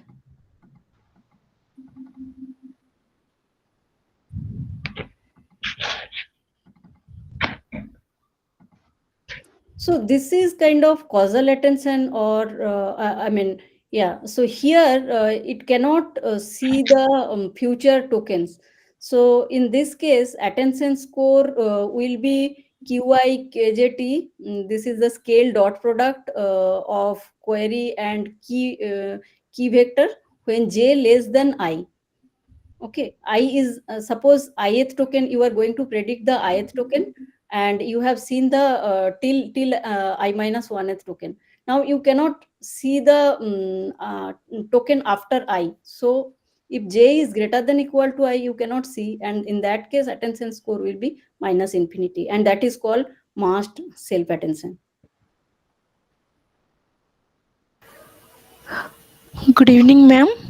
Mm. Ma'am, could you say again what is hallucination?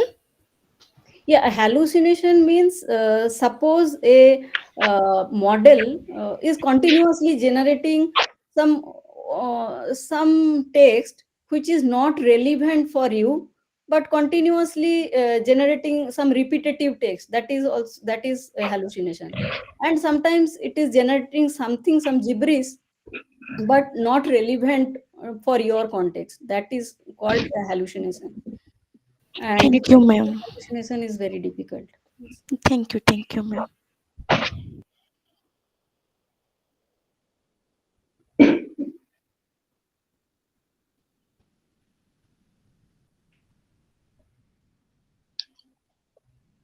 Thanks for all your questions. So If you have yeah, any more questions, any more questions, please? So if you have any questions, fine, or you can ask me now. Ask the ma'am now, or later also you can reach out us. Okay. yeah. Once again, thank you, Dr. Saswati, for sharing your knowledge with participants. Thank you all again. Thanks. Thanks to all of you, and thanks for giving me this opportunity, Dr. Nachiketa. Thank you. Thank you. So there is a request. Can the slides be shared? Yeah, slide will be shared. We will, Madam will check. I'll edit the slide. The final slide she will send in a couple of days. Then we'll share. Thank you, sir. Thank you. Thank you, sir. Yeah.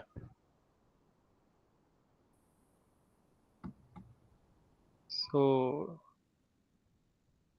dear participants, so the next session is scheduled at 8 p.m. So I think the speaker is with us now. So this is also another lecture on large language model. So we'll have a 2 minutes break and then we can start the session.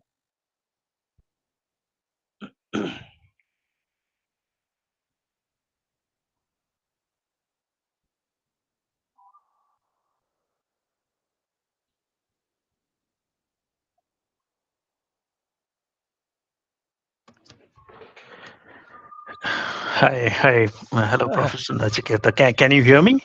Yeah, I can hear you, Sandipan. Hi. Yeah. Okay. Hi. Nice seeing you. Yeah. Okay, we'll have a couple of minutes break. I can see already it's overwhelming for everyone. They are like listening for last 1.5 or so. Yeah. So you just inform me when to start. Yeah. We'll start in 2 minutes only. Sure. No issues. Yeah.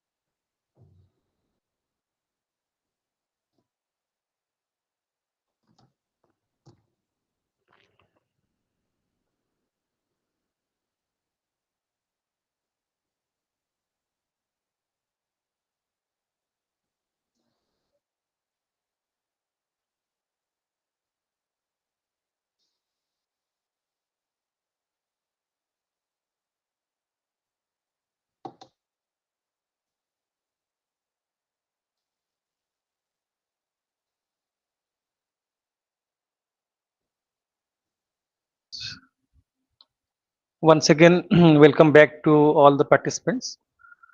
For this session, we have with us Dr. Sandipan Dandapat as a guest speaker. Before he starts his talk, let me take the privilege to introduce him.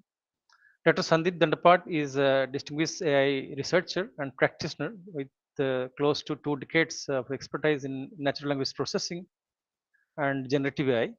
He has been with Microsoft India since 2016, serving the principal applied researcher. He also contributes to academia, serving as adjunct faculty at IIIT Hyderabad. Prior to Microsoft, he held research and academic roles at research scientist at Xerox Research and as a faculty member at IIT Guwahati.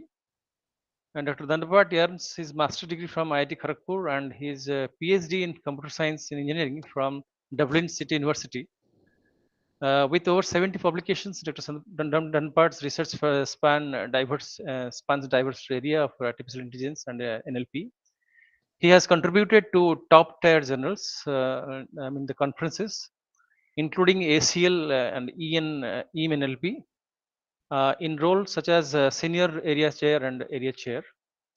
With these few words, I hand over the session to Dr. Sandipan Dandapat. Thanks, Professor Nachiketa. So let me share my slide and just confirm, like, if you can see the deck. Yeah.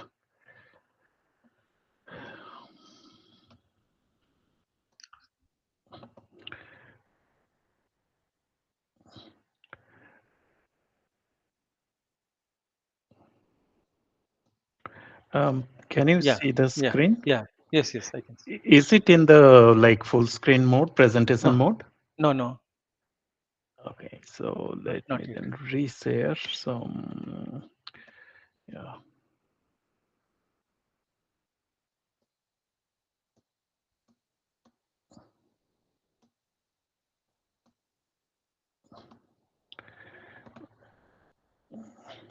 Okay, can you please confirm if it is now in the full screen mode? Yeah, it's appearing, and it's now full screen mode. Okay, and you can see the deck. Okay. Yeah. Cool. Okay, thanks, Professor Nachiketa. Thanks for the intro, and welcome everyone. So, and good evening, and I hope everyone is from India.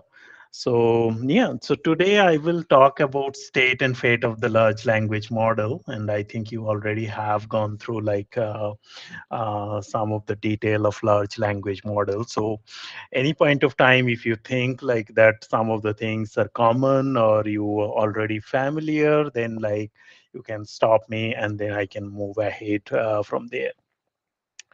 Okay, so with that, this is the content. So where I will give you a brief background, like how we have come to the state where we are currently.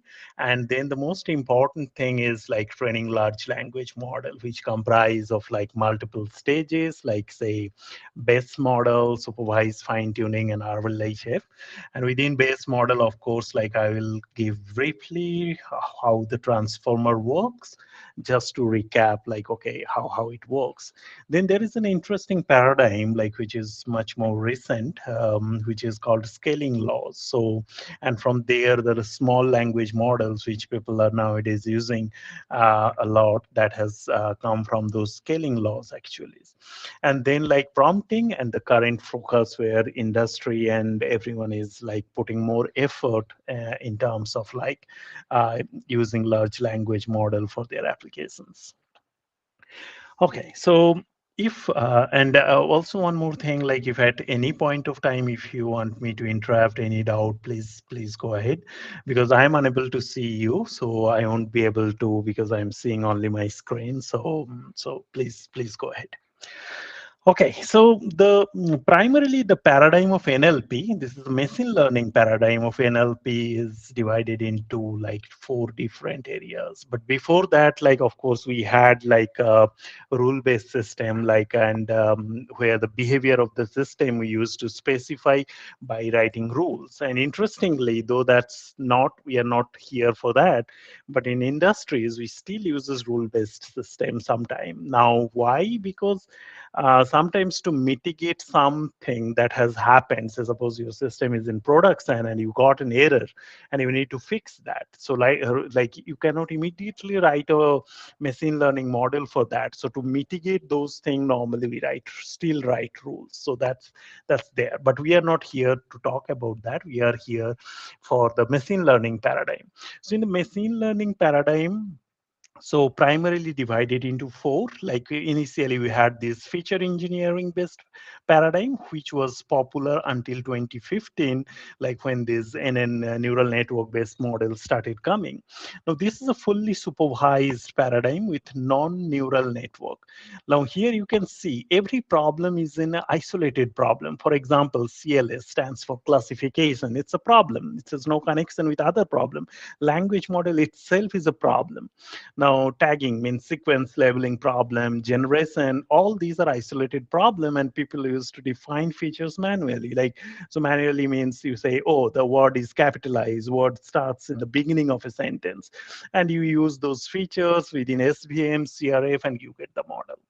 Now, from there, the paradigm moved to neural network, which is still also fully supervised. That means you need a lot of data, but you don't need to manually define the features. Now, it was popular until 2018. And here also you can see that all the problems, classification into genres, and all their isolated problems, and you need to solve them separately. And for that, you need to do careful choice. So that's why this paradigm is called architectural engineering. So whether you choose LSTM or CNN or transformer, so that choice you have to make. Now from there, the next paradigm that came, it's called pre-trained fine-tune paradigm, which is very popular since 2017 until now. So here you no longer choose on the architecture, rather you do the objective engineering. So why? Because the architecture here is almost finalized, that okay, you learn a language model and that can essentially solve all the problem. So here you can see, unlike here you have okay, let me bring this. Yeah. So here you have a language model and you solve that problem that is pre-trained. And on top of this pre-trained model, you just put a small layer, this small red thing you can see, that's basically fine-tuning that model. So this is the pre-train and fine-tune paradigm. And there you work on different objective function, which can make this language model better. Now, after that, the LLM, which we call it today, is basically came with the pre-trained prompt and predict. So here, the arrows you can see, it's from language model and it's solving the other problems. So this initialization is happening. Like you initialize the network with the language model and then put a fine-tuning layer here.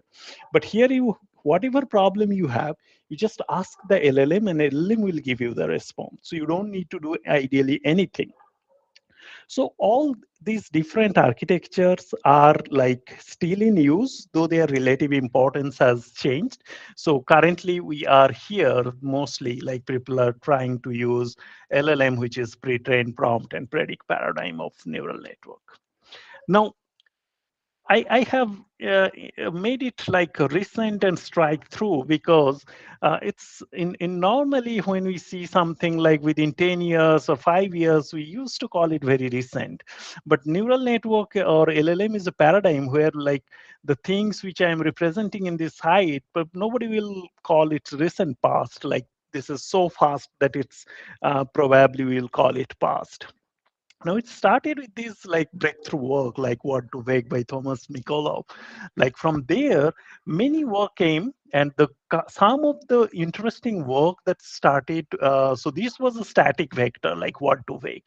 From there, like self-attention. So this is a very interesting work. Like normally people ignore this work. So this is actually the reference, neural machine translation by jointly learning, align, and translate, which essentially first introduced the soft attention part. And then like many other work like Elmo, ULM fit, they came almost at the same time, and including the transformer. Like the first one is breakthrough paper transformer, attention is all you need. So these works emerged, and once these works emerged, people understand that, okay, probably this transformer and language model fine tuning is the paradigm. And this series of models started coming, like starting from GPT-1, though GPT-1 was not named GPT-1, it was named as OpenAI Transformer. And then BART came, many more, XLM, XLNet, these are all breakthroughs. And finally, GPT-3 came in 2020. And after that, now we have GPT-4 and like many other models starting from Mistral to Llama. So we'll see all those models. But this is how the paradigm started moving. Now, while this paradigm was moving, so there were these two things happened. One is like, okay, before that, when BART came and made this thing very popular, like before BART, like this paper was there, ULM fine tuning, like universal language model fine tuning, but BART actually made it very popular. Now, what used to happen? So here, every example you pass, you need to actually update the gradients. And then you actually fine tuning the BART model for a specific task. So you are giving an example and you are like updating the gradients. On the other side, GPT became very popular because you don't need to update anything. Everything runs in the context. So you can just say translate English into French and then give the English word and then you get the response. Now it can be zero sort, it can be few sort. So zero sort means you give no example here, and one sort means you give one example, few sort means multiple examples you pass, because if you give few sort, then the model understands the problem better because they are all in context and you get a better understanding and it performs better. Now that paper, GPT-3 paper, so if we look at this paper, so there are many interesting observations, but the one which I am showing here, that there are few findings there. GPT-3 was only 175 billion parameter.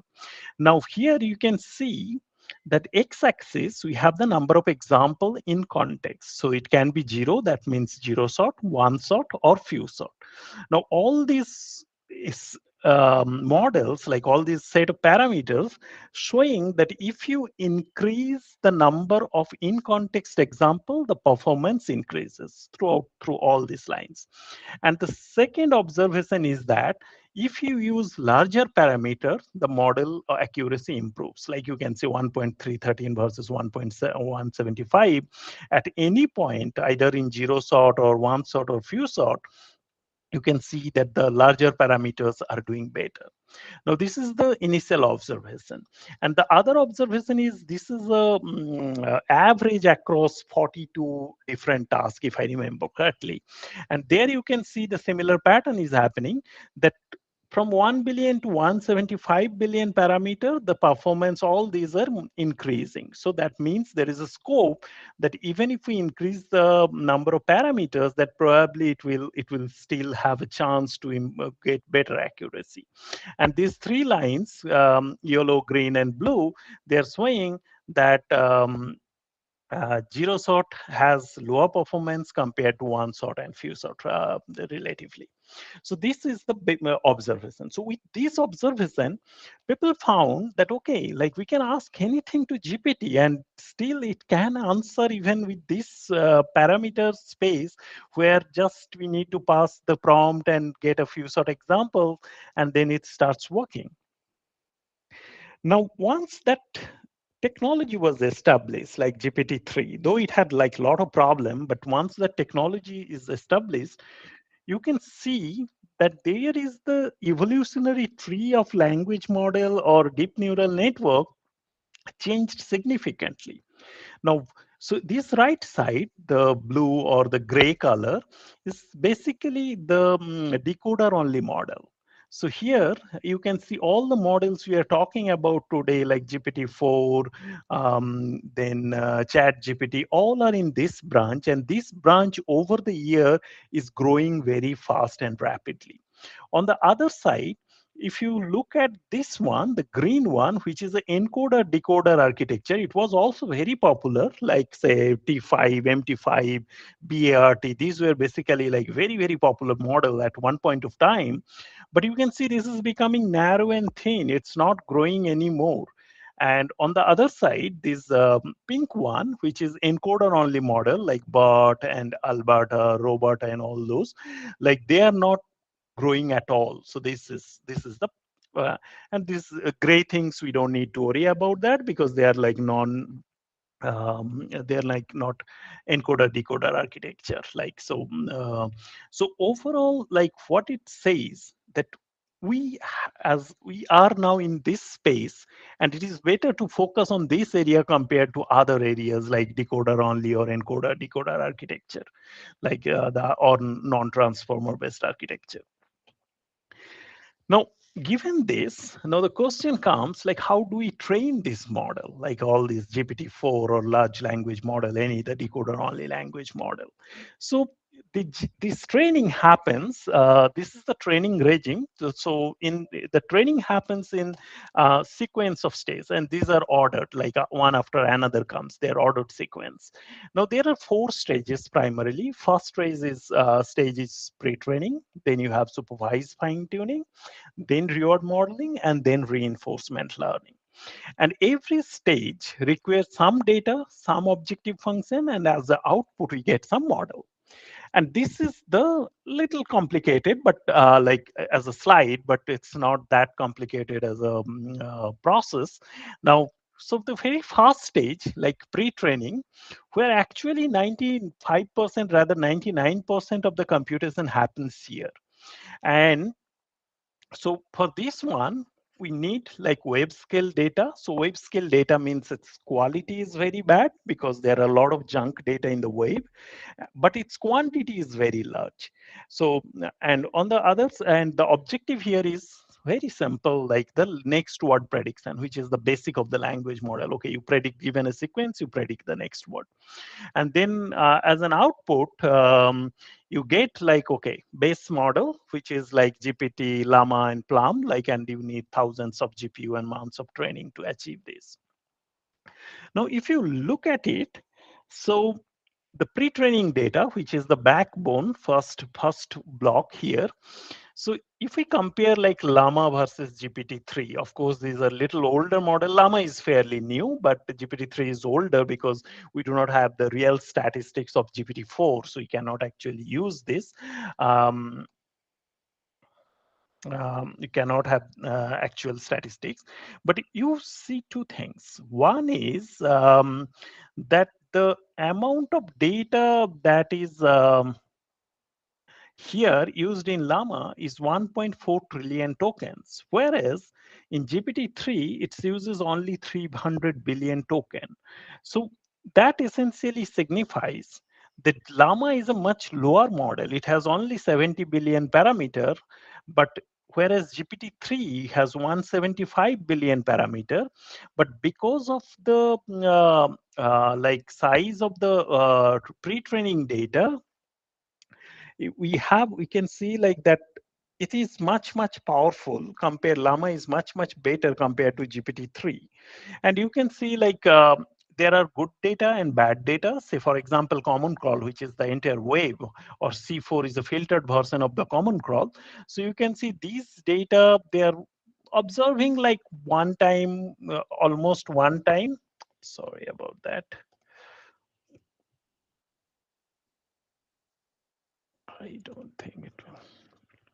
So you can see this data, it's saying, and GitHub data, it's saying even less than one time, whereas Wikipedia books, which are like much more cleaner data, it's saying much more, like it's saying more. So that means you should see good data more than bad data less. On the other side, like here, you can see more evidence, like Common Crawl, it's not even seeing the data one time, rather, whereas web text and books and like Wikipedia, it's seeing like almost close to three times.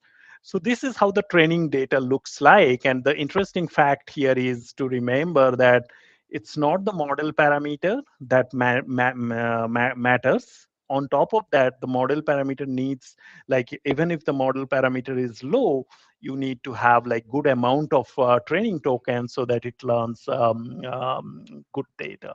So this is I always use the analogy like, okay, one person, one student has probably a lot of neurons, another student have like little lesser neuron. but will they the but it's not that the person who has a larger neuron will learn more things. It needs to expose to the things only, then it will learn. So that's why like llama 3 is exposed to more tokens compared to GPT-3, and that helps to perform better. Now, once this is done, the next important step is like tokenization. So what happens here, like given a text, you actually convert it into a sequence of integer. And this is a lossless translation. So there is nothing losing here. And typically like number of token varies from model to model, and it can be range from 10 to 100,000 possible tokens. And the typical algorithm is byte pair encoding, but there are many other advanced algorithms which are used. So for example, here you can see like we have this text, and then you can see that, okay, it's dividing it into like few sequence of tokens based on the byte pair encoding algorithm, and each token is given a unique integer to represent it. Now, interesting fact is that like tokenization, this tokenization is not linguistic tokenization. So it may not be a meaningful unit, but it divides the text into such a way so that it can be represented in the model, and model can learn things out of it. So here is the very basic algorithm for doing the subword or byte pair encoding, where you give the input and you get this kind of output. And this is done by a very simple algorithm. So your original text is assume that this sequence A, B, and all those, and then you count the number, count the most frequently occurring sequence, the pair. Here, in this occurrence, AB is the most frequently occurring pair, so you give it a new token D, and then this is the new sequence, and then again you look for like, okay, what is the next most frequently occurring sequence, and then we get DC is the next frequently occurring sequence, and we give a new token here E. So from here, like we can say, okay, now if I have a token limit, so now I can say, okay, this is my tokens A, B, C, and then this composite token, like, okay, D is another token, which is AB, and which is like X4 here. And then we have another token like DC, which is represented here by E. Now, then the entire sequence is represented by this sequence of tokens. So this is straightforward. Like we don't need to worry about this because there are like off-the-shelf a lot of algorithm which does this lossless translation from text to integer. Now, once this is done, now you can see like this model uses different vocabulary and different context length. So for example, GPT-3 uses 50,000 vocabulary size, and the context length is 2048. And the parameter is 175 billion. So, and the trained for 300 billion tokens. Whereas Llama uses like lesser vocabulary, which is 32K, and the context length is as good as GPT-3. But its model parameter is 65 billion, but trained on 1.4 trillion tokens. Here is some hyperparameters that we don't need to know here. So how many layers, what is the vector dimension, and all those. But what is the interesting fact, as I mentioned, like you can see that the model does not depend, the performance of the model does not solely depends on the number of parameters. It has like other things also, like all these vocabulary size and the trained tokens and all those. And this is basically, you need a lot of computation. Like, so GPT-3 was trained on like a few thousands V100 GPUs, whereas like Llama was trained on like around 2,800 GPUs, and it took months of training, whereas like Llama took only a couple of like 3 weeks training. And the amount of money, you can see like a few millions dollar was invested for this thing. So this is a big game. Like it's not straightforward to train a model like GPT and Llama easily. Now, once we have this, like these integers, which is like we have got through like translating the text from using the byte pair algorithm. So we can assume that the text can be, or the input of the transformer can be represented in this shape, where the shape is B and T. So B is the batch size. So how many samples we are sending in a batch, and T is the max token length. So in general, like token length is like that 2048, which is the context length. But here for the simplicity, we are just taking, say, assume B is 4, and the number of tokens in a sequence is 10. Now, what happens? Now, the job of this pre-training is given this integer sequence, like this is a teacher first. So once you have this sequence, at any point, we want to predict the next token. So for example, we are here and we want to predict what is the next token. So this entire thing goes into the transformer network and tries to predict like what is the next token. And this now, if I have 50,000 vocabulary, so which is coming like GPT-3 has 50,000 vocabulary, so we get a probability distribution over these 50,000 tokens. And if we can predict the one that is the correct token here, like 513, we can predict that correct index, then we are done. Like, okay, we are actually predicting the correctly the next cell. That means the language model is doing the right thing.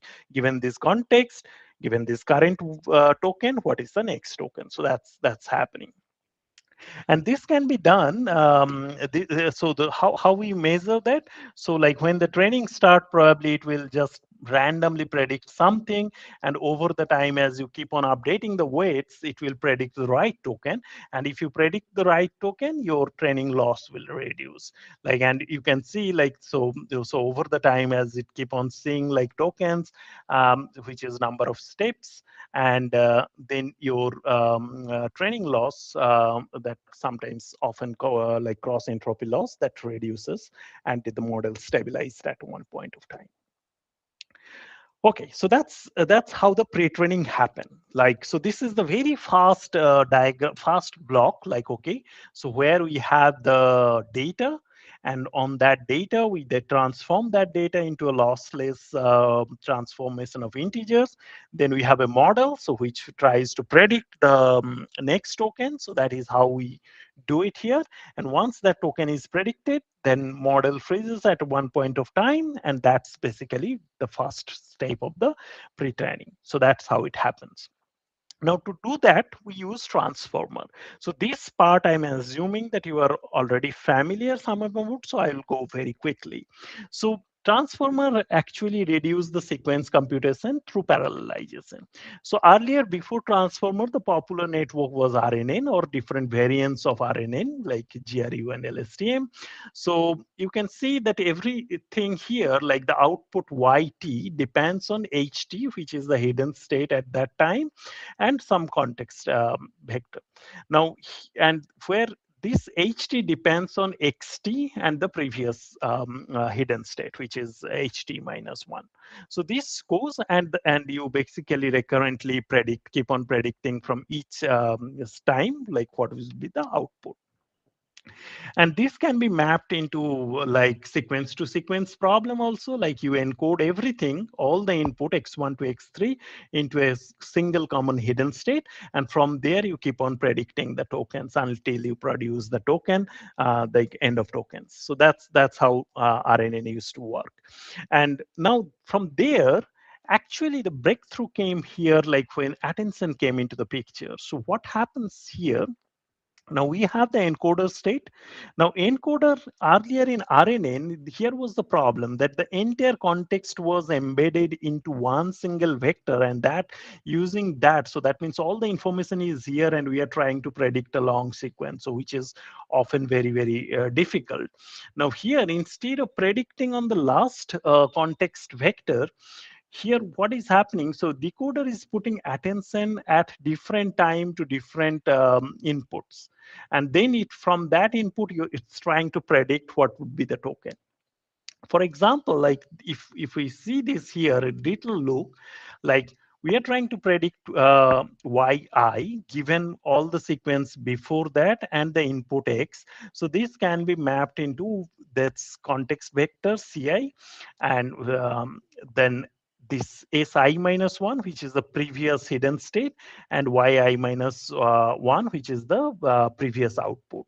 And this, you can see earlier, this ci was a constant because you actually take the last hidden state of the input. Now here Ci is no longer a constant. Now what Ci is basically a attention to all the hidden state of j of 1 to tx. So this actually hidden state. Now alpha ij is the corresponding weight, and this is the hidden state. You don't need to go here on this in this mathematical equation. So the crux that is here, that when we are generating through attention, a particular state depends on the states of the encoder with different weights. These alphas are varying differently, and these alphas can be learned through a small network, and where it takes the si minus one, previous one, and the hidden state. So this can be, this essentially is putting different attention to different time to produce output. Now, so still there is a problem, because so when we are producing a particular word, we are looking into the different word with different weight. So these are the alphas. Like, okay, when I'm producing this word, the translation of this word, so I'm producing, I'm focusing on this first word, 0.97.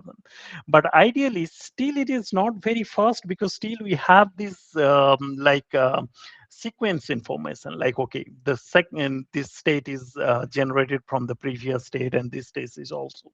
Now, we can make it faster if we can remove these edges, and that can be removed simply by this paper. What was proposed as attention is all you need. So what happens, there is no recurrent computation happening anymore. So this paper, like where this particular paper which gave the soft attention idea, but they still had this recurrent thing. But once the attention came, they said, like, okay, we no longer need that sequence information. See, you can see here, there is no recurrent network here. So one single matrix multiplication, and that is putting all the attention to different word, and you can generate the output.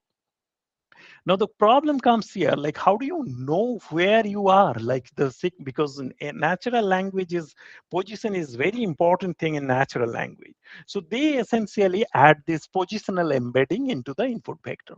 Like, okay, so I know from this vector what is the position. You can assume for the time being it's like, okay, 1 0 0, and this is 0 1 0, and all those. Now this can be like, for simplicity I'm saying that, but in reality it's not like that. It's a sine or cos function is used to represent this, because of many advantages that it ranges from -1 to +1 and all those. Now from there you actually have this positional information, so you know which point you are.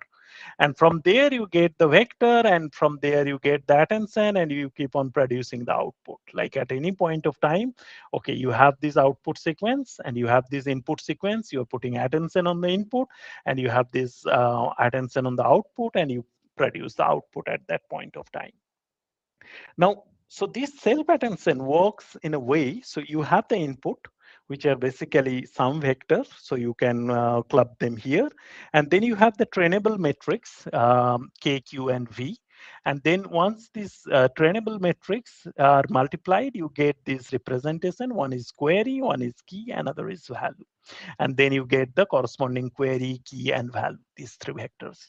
And once that is there, so for example, you have this thinking machine, and this is from JLMR's blog, I think. Like, so you have the embedding, you have through this process, you get the query, key, and V values, and these are their representation. Now you just multiply Q and so dot product of this Q query and key, and you get a scalar, and then you divide it with the dimension to like keep it in a smaller range, and you get the soft mix, which says like, okay, where, how much we need to focus on which word, and then you just multiply that with the V vector, like the value of that sequence, and you get this final output of this, the same thing. Now, once that is there, so in reality, if you see, it looks like that. So I have this word I do QK transpose. So I get the scores like, and then I do softmax on this score. So that means, okay, when I am in this word, I will actually focus on I 92%. I will focus on study 5% and 2% and 1% respectively. And then the corresponding value vector, I multiply this by these softmax values, and I get this final thing, and then this sum of these softmax in value, and you get the representation of this word. And that's how you come from I to this representation after doing all these KQV, and you get and you get it for all the vectors, like all the words, like the same thing happens like for all of them. Now, once that is there, so what essentially you are doing, so this is the one block which we explained. So we have KQV, and you get a representation of that all the words in this sequence but in reality that we have multiple such heads, which it's not one head. For example, if I remember correctly, GPT-3 had 96 heads. Now, so this is the different head, and different head captures different kind of information. So that's why now you have this one head through one head you get this representation of the input, another head giving you this representation, and the another head you get this representation. You concatenate them and then multiply with another learnable matrix, and you get the same dimension. What was your original dimension and what was you are getting here is the same dimension, and then you have like fully connected component, and you get the final representation. So this is one transformer block. Now, in this transformer block, you have these connections, and these are called residual connection. The idea of putting residual connection, because here you have a lot of multiplication happening. So many information may be lost in this process, especially information like positional embedding. So to keep that information intact, like we not often like there are like these residual connections are put in between. Now, this is one transformer block which we have. Now, then there will be like multiple such blocks happening, and you can see this. The beautiful part of this of transformer is that these are all parallels. These are all parallels. So you don't need to do like a lot of things in sequence like RNN. So these are all single matrix multiplication, and that can happen in parallel. So with this, like we started with this input, we have multiple heads. From these multiple heads, we get like, so these are trainable weights like KQV. And then we get this new representation, query key and vector. From there, we get the representation of these words, And then we just concatenate them, multiply them with another weight matrix, and we get the final representation. So that's what happens in one transformer layer. And many such layers are input in sequence, like number of layers. Like you start from here, encoder 1, and you can see the dimension of the input and the output same, so it doesn't matter. So then what you produce here, then it goes through a sequence of layer, and you finally produce the same dimension here. So that's how it works. Now, of course, in reality, there is no 6 layers. I think like it's like hundreds of layers, like GPT 96 or something. I forgot exactly what is the number of layers, but it goes, and that actually increase the number of parameters. Otherwise, like it's very hard. So dimension and the number of layers together increase the parameter space. Now, once this is done in the encoder side, then the decoder is also like decoder takes the input like encoder's final output, and also the so far decoded output, and then it goes through layer and produce the next token. And here we need to know that the query comes from the decoder, whereas the keys and values are coming from the encoder. And as the query is coming from the decoder, and first, instead of multi-head attention, here the first stage is must multi-head attention. That means because we do not know the future, so that's why everything in future is must, and we only focus on the so far what has been produced by the system. And then like here, multi-head attention, where the query comes from the decoder, and the keys and values comes from the encoder, and then that together produce this multi-head attention, and then through feed-forward network, you actually produce the final output.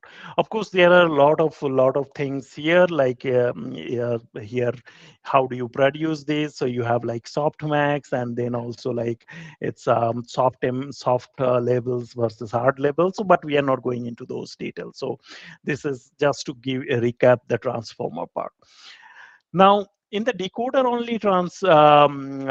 only transformer, which is used for all our LLM, which we are talking about. So there we have the input, and we have masked multi-head attention, which we were just talking about, and then a feed-forward network. So this is one block. So masked multi-head attention is just to see what has been there previously, not forward-looking.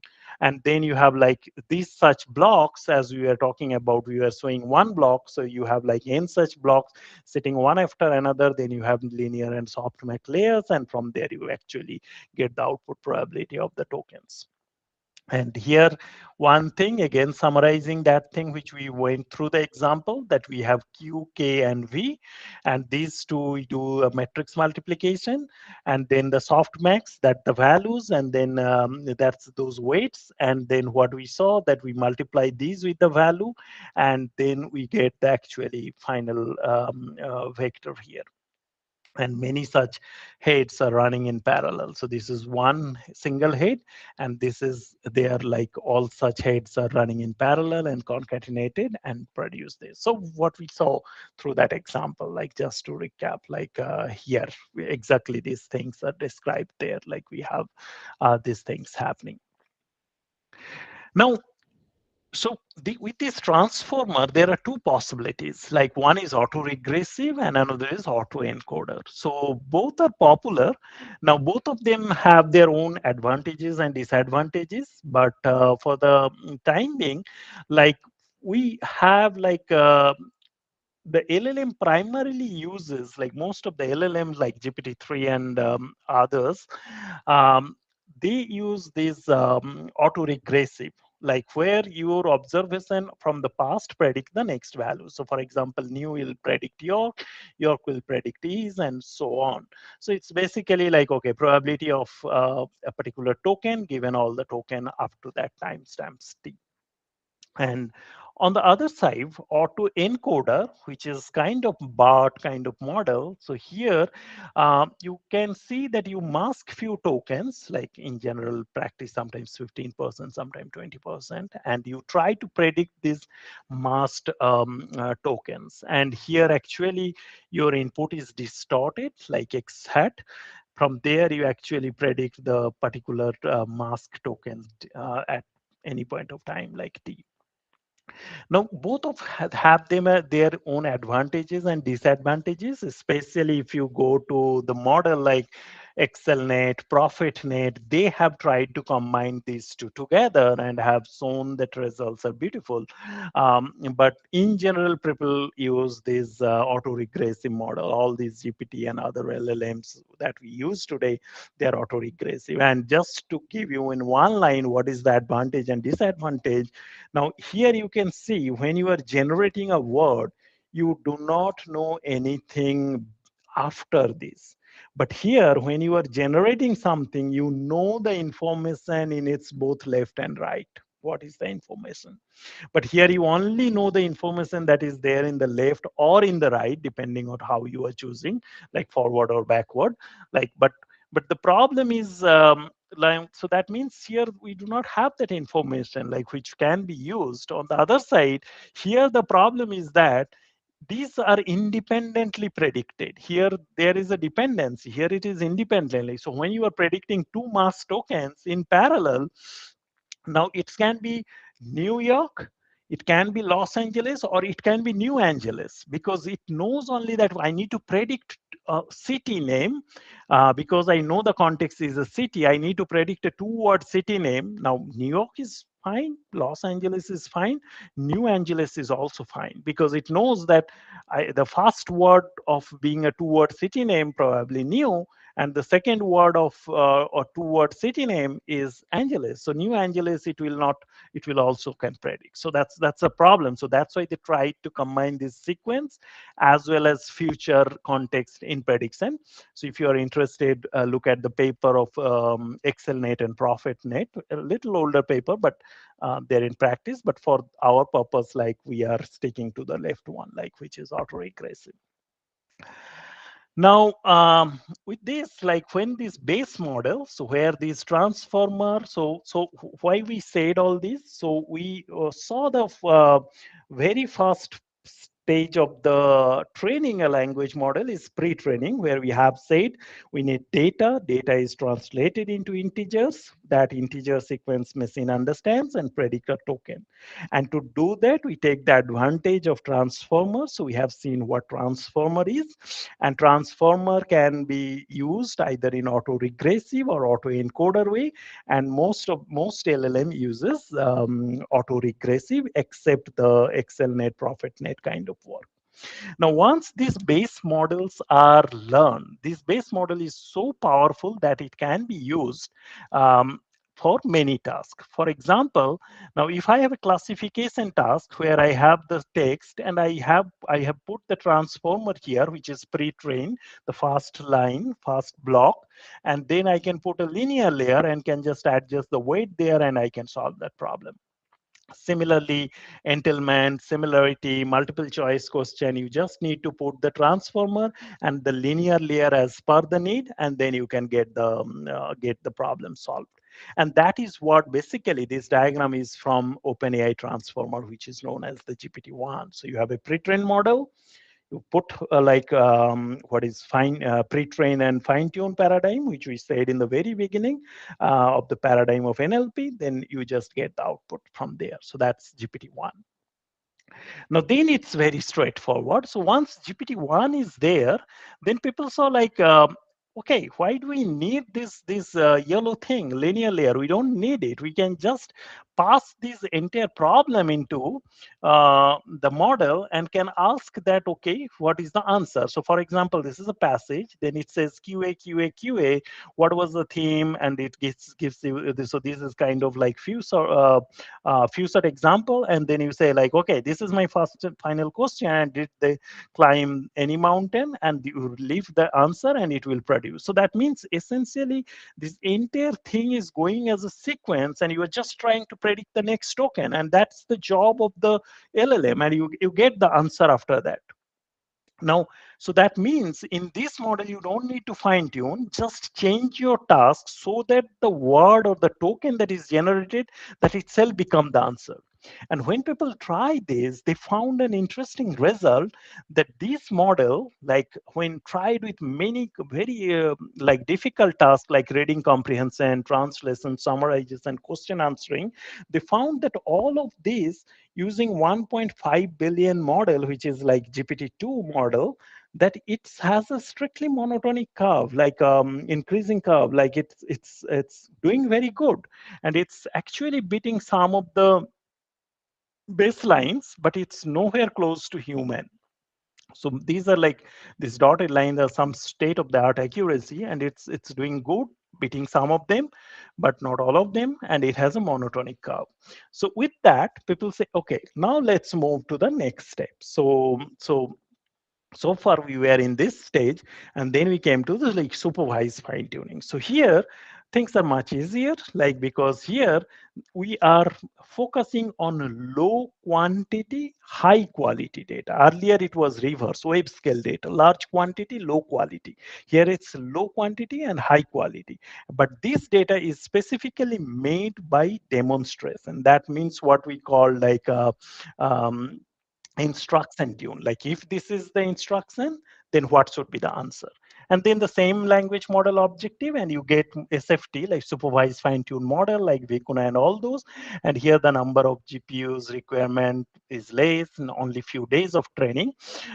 So as I said, like 99% of the computation happen here, and here it's only a few computation. And so it's like this data is basically you are given a prompt, and the labeler or annotator gives you the exact output of that thing. And then this data is used for same thing, like the way it was trained earlier, like predict the next token. For this data, it predicts the next token. Done by human, follow labeling instruction, and the same training objective. So this is what, like, so supervised fine tuning is nothing. It's just give the prompt, give the response, pass it to the model to predict that, and then you get the supervised fine tune model. So this is a very well known paradigm, and many models are like used is supervised fine tune. Then comes the most interesting part, like reward modeling and reinforcement learning. So now what happens, like if you ask the model, like write a Python program to inverse a string, then it can give you multiple answers. Now, which one is a good answer, that we do not know. Now, assume that there is somebody who tells us that, okay, this is the best answer, number 1, this is 2, and this is number 3. Now, this basically, so because model can generate anything. Now, out of which I want to reward if it produce 1, and then penalized if it produce 3. So this is a ranked output. Now, what happens in the reward modeling?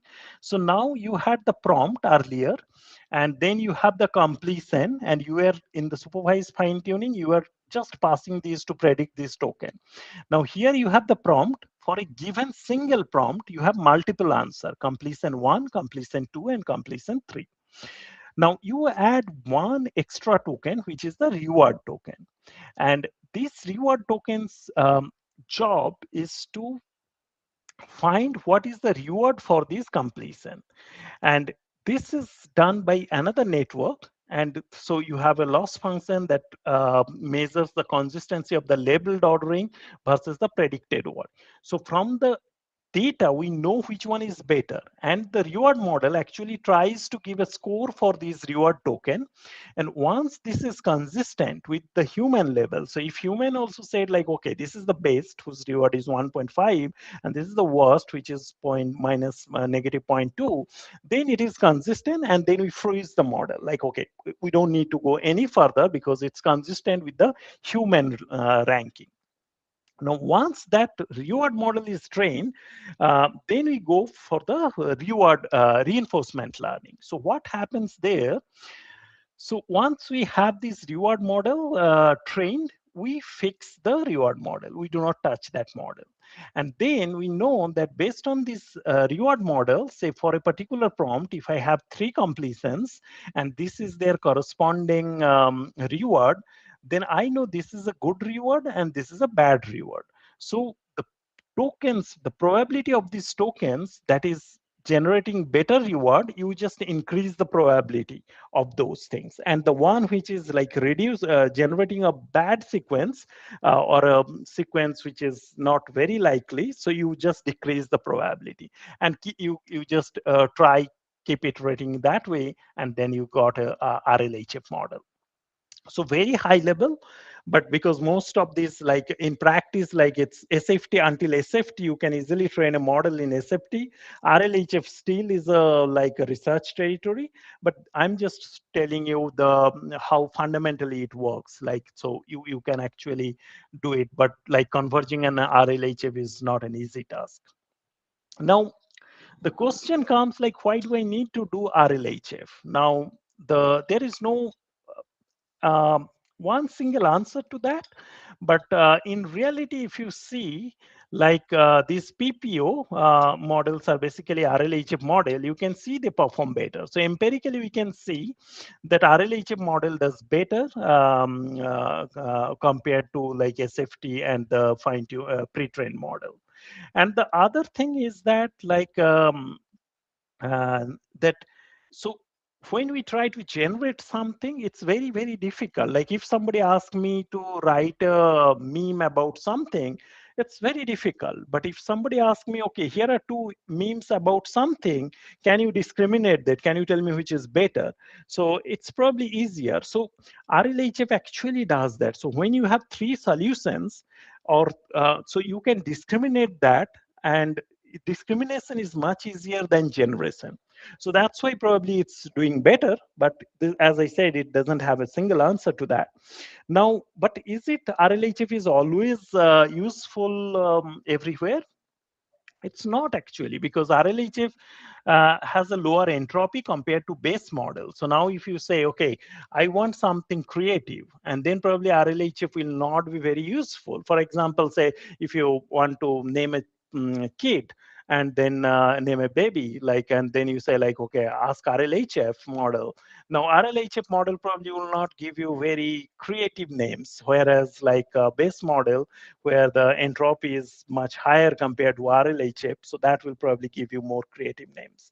And if you go to this leaderboard, you can see the model that is winning. They are mostly RLHF models. So you can go here, this LMSys org, like which is a kind of LO rating leaderboard, and there we can see that. Now, with that, the paradigm of trains in LLM parameters is changing. So what initially, so this is not to the scale, what we saw that, okay, GPT-1 to GPT-3, you can see the parameters, this is in log scale, not in log scale, I guess. Yeah, this is not in log scale. So, but the parameter size was increasing, yeah, but and here it's still increasing until GPT-4, Gemini, and all these, but suddenly there is a density here, like that lower models people are also building. Now, if we magnify these, we can see that, okay, there is a huge increase happening in the model space, like starting from 94 million to 530 billion. On the other side, if we magnify here, you can see there are very, very tiny models coming, and like say Phi2, Mistral, and all those which people are using these days, they are like much smaller size compared to what was happening here. Now, why that is happening? Now that comes to the scaling properties of LLM. So we generally observe that if we increase the model size, performance increases. That's there in many papers. Now you can go to this challenge. So this challenge gives a lot of money if you can like break this.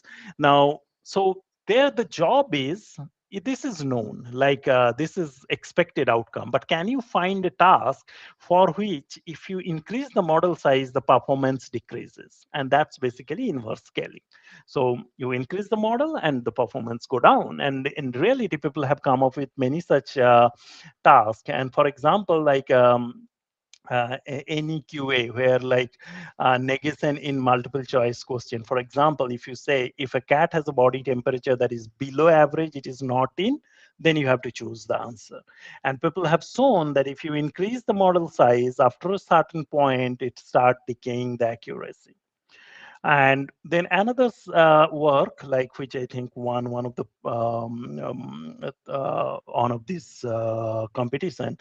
So there they showed like the jailbreaking. So where you want to make the model behave differently, then people have shown until a point of time, if you increase the model size, which is x-axis, your jailbreaking capacity reduces. Like model is like much more safer, but after a certain point of time, it's jailbreaking also much easier.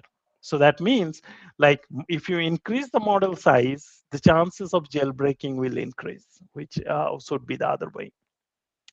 Now, with this observation, people have this many kind of scaling laws. As we see that people are developing smaller models these days. Of course, there is an industrial requirement of latency and deployment. But on the other side, people came up with nice findings. So given a fixed compute budget, what is the optimal model size and training data size to train a transformer-based LM?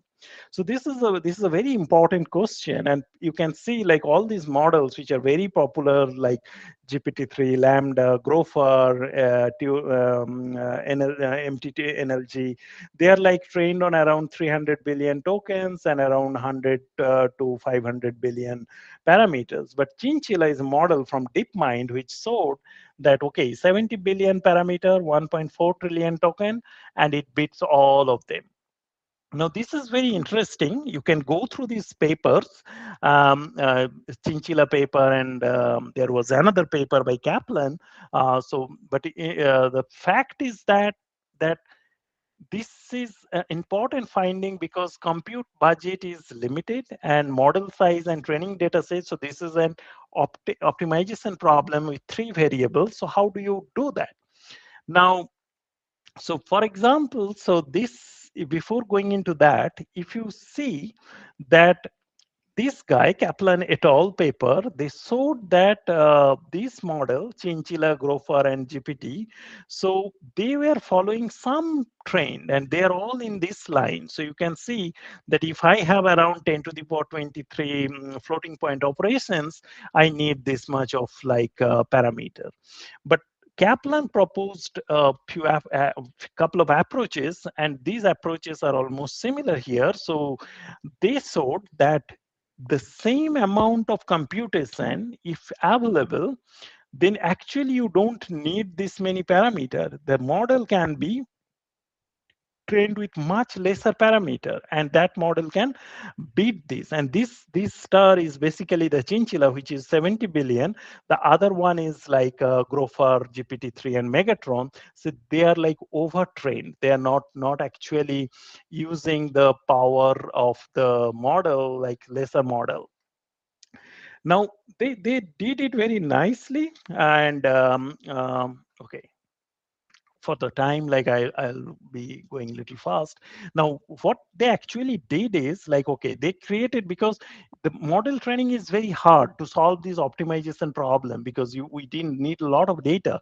Now so they use like 400 language model ranging from 70 million to 16 billion, and over 5 to 500 billion tokens. So what here is showing, so different models train for different training tokens or steps, and they plotted the training loss. So this many and training loss across the flop. So if you are training it for so much time or so much training sequence, actually you get to know that how many flops it has used. That's a simple formula, and then from there you can get the training loss. So these are different models in different colors, and this gray line is actually is the where is the minimal loss in that particular flop. So out of all these models, which model is getting the minimal loss? Then if you plot that, this gray line with respect to flop and parameter, then you can see, okay, for this many flop, I need actually this many parameters, 67 billion. And same thing, like, okay, for flop and tokens, if you plot this, then you can find, okay, for these flops, I need 1.5 trillion tokens. So that means if your compute budget is fixed here, then you can say, okay, for this compute budget, I actually need 67 billion parameter and 1.5 trillion tokens to train a nicer model. There is a lot of finding there, but yeah, you can go to this paper and this one and get a lot of observations, very interesting observations. And once the scaling law is established, then people find, okay, we are like probably overdoing things. So we need to build more smaller model. Then this model like 5.3 came, 5.3 mini, small, medium, and they're like, you can see the parameter is, they're not very large model, but this is like not a very small model also, but it's quite smaller compared to the state-of-the-art model, and their performance across like multiple data, you can see they are doing reasonably well compared to GPT 3.5 also. So this is the power of that small models, because they are like well trained using, so because see GPT 3.5 versus like GPT 3, we know it was 300 billion, but here it's 4.38 trillion tokens. So that's probably the power. And here is again like the same similar kind of plot, like that small size language models are achieving like very powerful accuracies compared to many other model. And there is like, okay, 5.3 mini, 5.3, which is a Microsoft model, is like doing very well compared to Mistral and other model. Okay, and then Llama 3 came. So yeah, the takeaway is like, okay, data is the important part. So Llama 3 essentially uses 7 times more data, and it has that so second stage where we said like supervised fine tuning. An annotator is producing the data. That is also very important. Llama 3 is actually using 10 million such instruction tuning data points, and it's achieved the sort of performance. So you can see where Llama 2 has only 2 trillion tokens, Llama 3 was trained on 15 trillion tokens. And the human annotation, that is the supervised fine tuning part, 1.1 million to 10 million it moved. And of course, the other thing like vocabulary size and context length has also increased to like get to know the factual thing better. And here is the accuracy. In the accuracy, you can see Llama 3 is doing better to many of the state of the model, like Claude and Gemini. And it's like across tasks, starting from mathematical reasoning tasks like GSM to MMLU tasks, like which are considered to be a difficult benchmark, and it's doing reasonably well. Now, so overall, like this is how the paradigm is going. Like we started with pre-training, we saw that if you increase the parameter, then in the beginning you will get better accuracy, and then slowly we saw no, it's not probably like well trained. So we have these scaling laws. So like how we can reduce the parameter and estimate the parameter and data trade-off for a particular computer budget and all those. And then we reach to a state like, okay, this probably will be a reasonable model to train. Now, why still human versus LLM generation is so powerful? Like, so now, if we see, say, Times of India heading is 75 years, 75% literacy is India's long fight against illiteracy.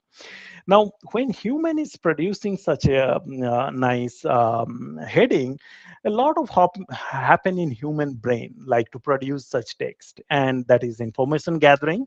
You need to know all this factual data, like 75 years, 75% literacy, and then you do the calculation. Is it really 75%? Nobody will tell you. Like it may be number, and you do calculate, and then you keep writing, and you may not be happy. Strike back and like rewrite and rewrite.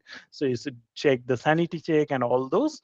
On the other side, LLM cannot do that. LLM do not know what they do not know, cannot do sanity check. Once it's generating some output, it's generated. It cannot go back and correct it. And LLM also doesn't know where it is good at, because some tasks, for example, maths related tasks, even few years back, it was very bad, but it doesn't know that it's bad in mathematics. But what is its advantage is that it has the internet scale fact-based knowledge, which we are pumping in the pre-training stage, and it has a large memory. So it can actually have a very strong working memory. That means all the tokens that we are passing in the context, it's remember everything. It can access them right away. So now, because it cannot do sanity check, once it's generated, it cannot correct things. So we need to tell it exactly what it's supposed to do, and for that we need the right prompting. And so prompting is basically like, okay, you have some task and you express the task to make the right prediction. For example, JDK is developed by, then it will tell you the answer. So this is how you describe the prompt, and depending on how you express, your success defines. So it's a very like prompting is not that came only after like LLM. It was there even before that. Now, it has a very strong literature. You can see the right side, like plethora of work on prompting. But essentially, it has like two types of prompting: prefix and close prompting. So prefix means everything you provide, and then in the context, and then you predict the like next token.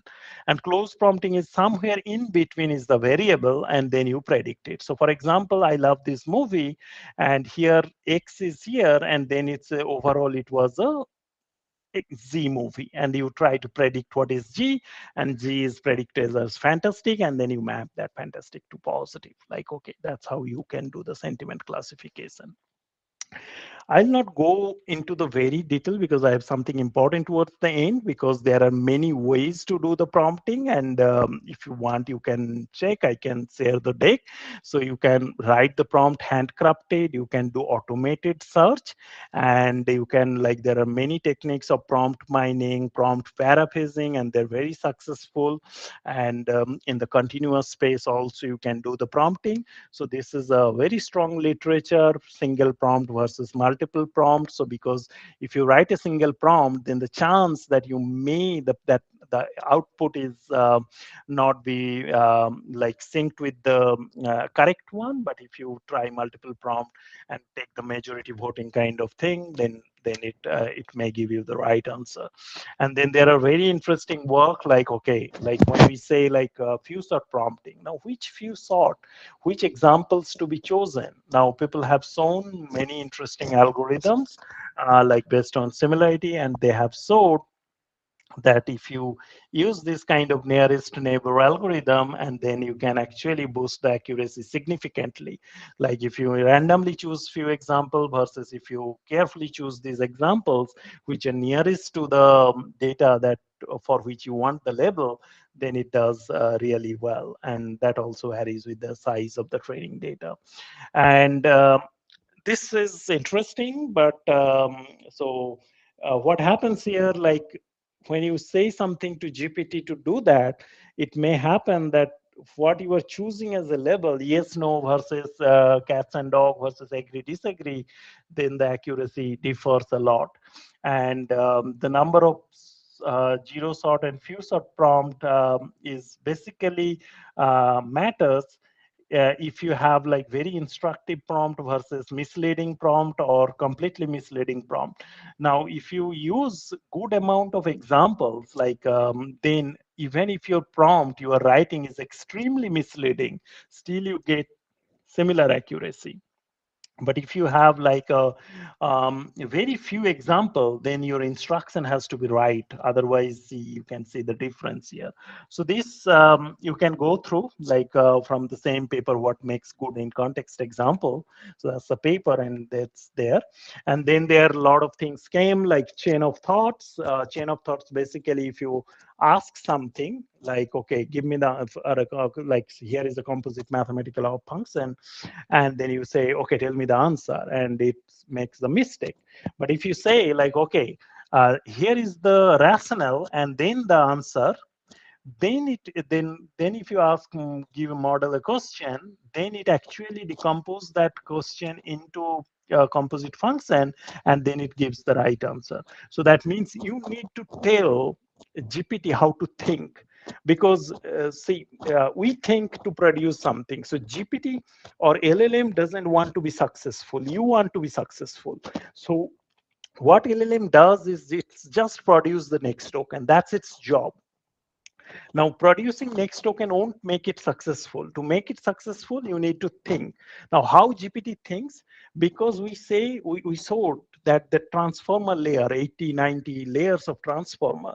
And when something goes through that transformer layer, that time it is actually thinking. So, and every time it's producing a word, actually it's thinking. It's going through all the stack of transformer. Now, if you say that the answer is 11, so it's getting a less time to think, because it's went through 80 transformer, 80 transformer, 80 transformer, 80 transformer. But when you are giving the rationale and you are asking GPT also, before producing, you produce the rationale and then give me the answer, every time it's going through that stack of transformer. So that means it's thinking. So that's the analogy. Like when we think as a human, we have a separate thinking process, but GPT is passing through the transformer, probably means it's thinking. So it does reasonably better there. And then there were modification of this few chain of thoughts, like zero sort versus few sort, like where you actually don't even give the rationale. You can just ask like, okay, let's think step by step. So there, that means it's zero sort. You are not giving any rationale, just it's asking like, let's think step by step. Okay, I'm leaving this thing because I want to keep some time for question, but I will keep this part intact, like current focus.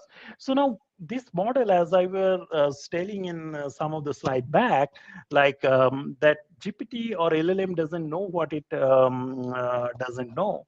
Now, probably if you have something like, say, question answering or a calculation, complex calculation or a translation or a Wikipedia search that give you a nicer result, but LLM, if LLM tries to produce that, probably LLM will make mistake. It may hallucinate. Anything is possible. Now, so when I have a specific tool, calculator, which doesn't make any mistake, so why use LLM to do this? Now, instead, if you can call them at places where it's required, then LLM output will be like very, very useful. It won't hallucinate, it won't make mistakes. So that means we need to use plugins. Now, plugins can be anything. It can be a calculator, it could be a translation, it can be a booking restaurant, it can be anything. So that is the space where focus is, like how many plugins you can integrate into LLM so that it can do many jobs. Now in ChatGPT, you can see like hundreds of plugins are available, like starting from Instacart, travel, and everything is there. So this is one focus area. Then the other areas which are very interesting is that like we talk about like, okay, GPT is giving wrong answer, LLM is giving wrong answer. Why it's giving wrong answer? Because it has open territory. Now say the answer which is relevant for one organization may vary, the answer may be different. So instead of like giving it an open space, like if we say, okay, for this query, this is the space from where you need to find the answer, and then you generate the response. So this is retrieval augmented generation. So you retrieve and then give the answer, like a question answering system. So it has a huge detail, like it can be another 1 hour lecture on this. Like you actually create a vector DB, and then from that vector DB, actually you actually ask LLM to find from that vector DB and respond. Now, this is still until 2023. This is the area where people used to focus, like, okay, plugin, like LLMs are big boys game. Like, okay, everyone cannot develop like what we saw, like pre-training, supervised fine tuning, and all those. This is like a, let it be like for me, like, okay, big boys will come up with, everyone cannot build their own LLM. Now, of course, people can fine tune that, but more interestingly, like, can we use them for my purpose? Like, so for that, like retrieval augmented generation, plugin, these are the areas where people can focus more. Now, more recently, what is happening now, even if you go to a conference, a recent conference, you'll find people are talking more about agents, and in reality, in industry, people are focusing a lot on agents. Now, so RAG was there, and between query and retrieval augmented generation, somebody is sitting, coming into picture, which are called agents. Now, agent can be single agent, multiple agent. It's a vast green territory. Now, what this agent is doing, like, so a query that probably need to access many tools, many other things, and they need to communicate in between. So now this agent is actually doing that job, and after doing that job, that may pass to a RAG. Okay, I need to call this. So suppose if you are trying to detect whether spam email is there or not. So first I need to probably create an agent that will create like, okay, get data from my inbox. Now getting data from somebody's inbox is not possible, because you have to go create a virtual machine, and in his territory you cannot copy somebody's email. So there is a virtual virtual machine you have to create, and there it will pull all the data. Then there will be another agent which probably write a code to generate to detect whether something is spam or not, and that code needs to run on that entire data and then find. So that entire thing, what I need to do is controlled here, and for that probably like, okay, I have to use RAG also sometime. Now this is the new territory where people are focusing. Now when this is happening, like it's a lot of problems is also, like evaluation is the biggest challenge. Like even LLM evaluation itself is a huge problem. Now when it comes to agent, RAG, and all those, then it's even more harder, because you make a query, And this agent, for the time being, for the simplicity, assume agent is the one who decide which tools I need to use.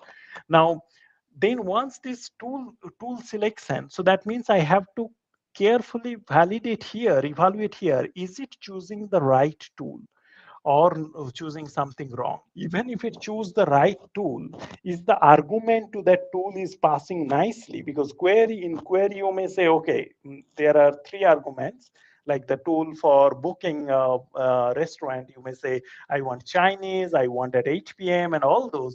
Is those information passing rightly to the tool? First of all, correct tool, then second is the information passing is correct tool, because these are all autonomous. And then once it is agent is assumed that thing is passed, then is the context relevant. So is it in this context, agent is choosing the right set of restaurant, and if this is the potential set, then from this context it's actually generating something here, like which is the RAG generation. Is it grounded to this context, or is it totally hallucinating something and generating something here? And after this groundedness, that means this context, it is grounded, the response we are getting here, and then we get the final answer. Like, and then the question is this final answer is aligned to the question? Because it may be lost somewhere in between. So all these stages has to be evaluated separately, independently, and very hard, because you do not have like, okay, test suite kind of thing, the way like software unit testing happen, because where will you get this data from? Like even the benchmark data set, even creating benchmark is very, very hard. Now, overall, so to summarize, like, so NLP paradigms evolution happened from feature engineering to prompt engineering. We have seen how it is like changing the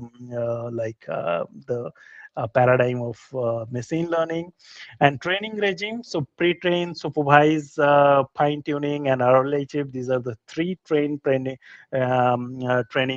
regime. And of course, like pre-train and supervised fine-tuning is like something much easier compared to RLHF. And finally, like future direction is people are focusing on smaller model, plugins, agent, and addressing the limitation. Like LLM still has like a lot of limitation in terms of bias, fairness, and all those, how we can address those address those issues. Okay, so that's where I'll stop. Now I'll leave for question. I just want to come back here so that I can see if there is any question. Yeah, so I don't know, something crazy happening. But yeah, I think if you ask your question, I will be able to hear that.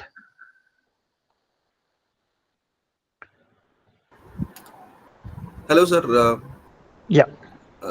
It was a nice presentation. Being from a mechanical background, attending this lecture had given me a lot of thoughts about machine learning and LLMs and everything. So I have a question. This LLM like ChatGPT, everything is as you said, that prompting, that chain prompting, I guess chain prompting, something thought prompting, chain of thought prompting. Yes. Sometimes when I am giving, it is how quickly is it gathering all the information together and then put it together, sir? How quickly it is gathering all the informations and then put it together, and always in a structured manner. So how well it is differing from Google, whether it is fetching the things from the Google or any other or all the sources which has been running in the background. No, there are. If I understood the question rightly, then the question has two parts. So one part is like keep aside Google. Like so, Google when you are like using search engine, that is different, and when you are using LLM, that is different. Now LLM has like its own factual memory. For the time being, call it quote unquote factual memory. So which is the parameter space. Now you are giving us a prompt, like, and prompt has like a lot of examples and all those.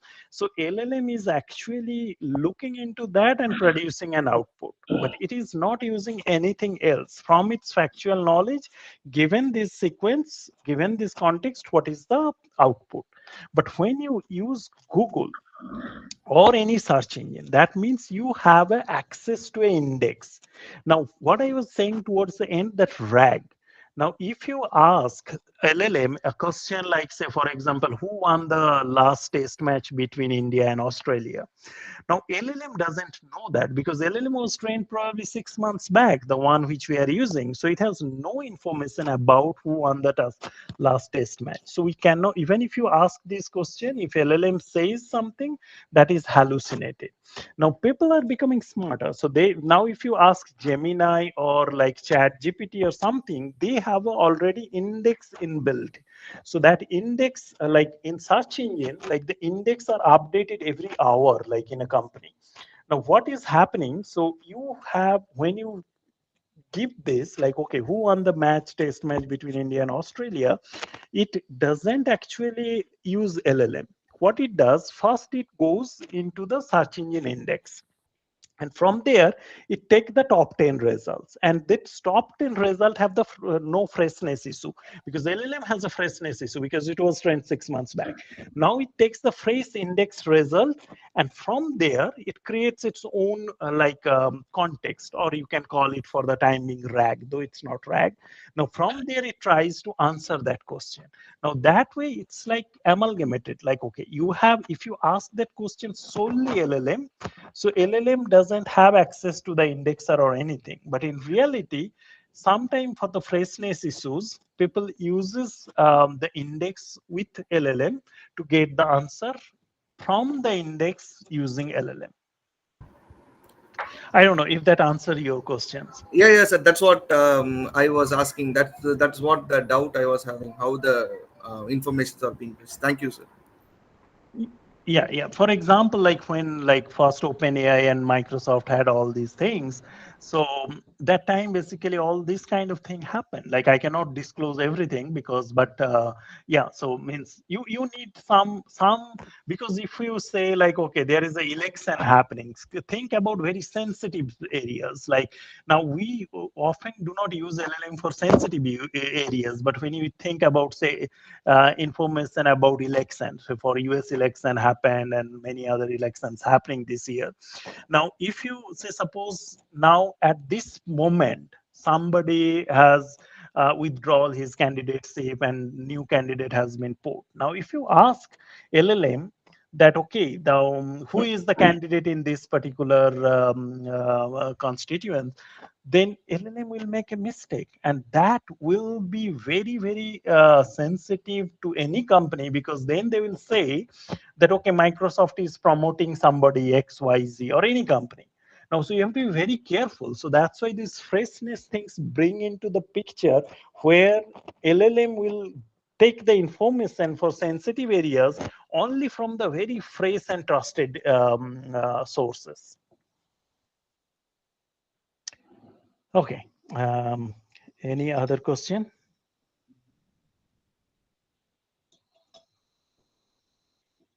Hello, sir. Thank you for the very informative session we had. I never had in-depth knowledge about what was going on behind the Chat GPT or any other AI tool.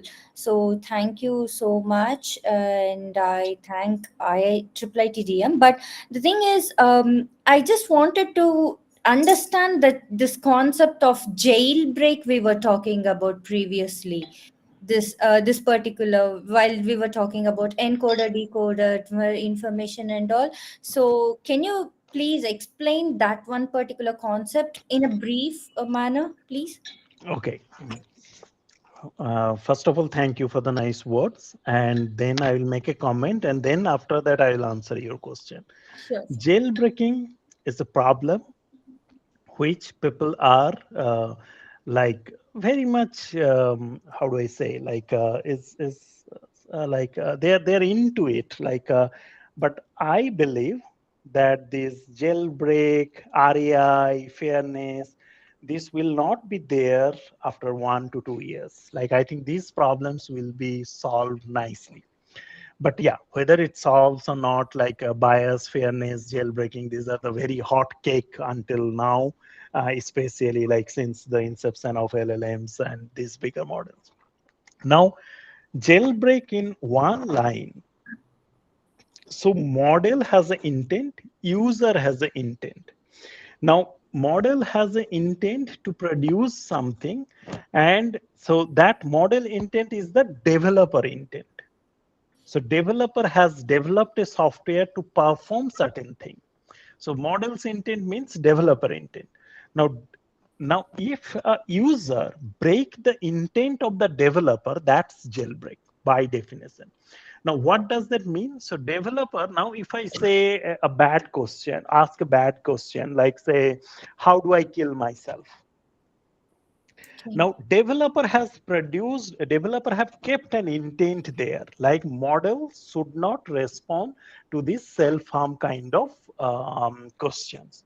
This is developer intent. So that is inbuilt. Developer has created that okay. And even say for other, for example, like another thing, assume like so this is a negative question. So for which we have written, developer has written some guardrail. Now think about the positive side also. Like say, you can say, draw me the picture of a priest. Now developer probably have an intent that when this kind of question comes, so draw a male picture and a female picture. So that diversity and all those things. Now this is developer intent. Now I'm a person, my intent is to break the developer intent.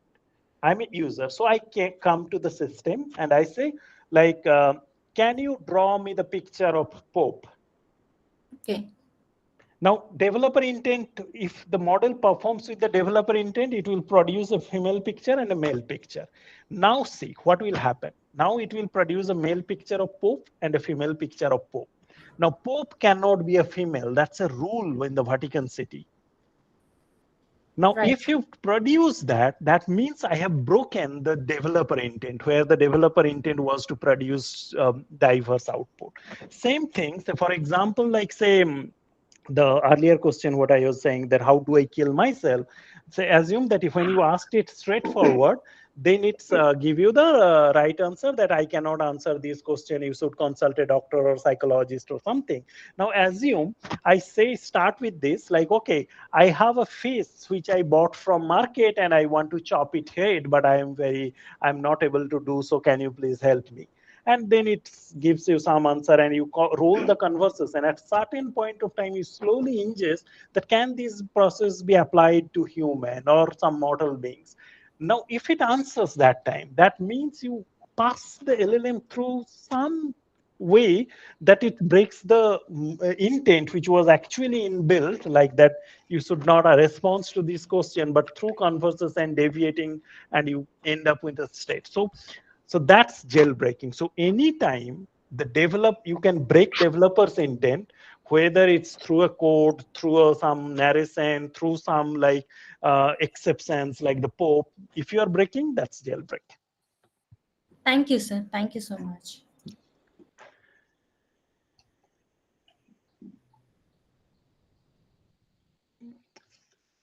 Any other questions? Of course, you can reach to me. I think Professor Mishra can share the email ID. If you have any question further, you can reach out to me. But if you have still any question, like, I'll be happy to answer.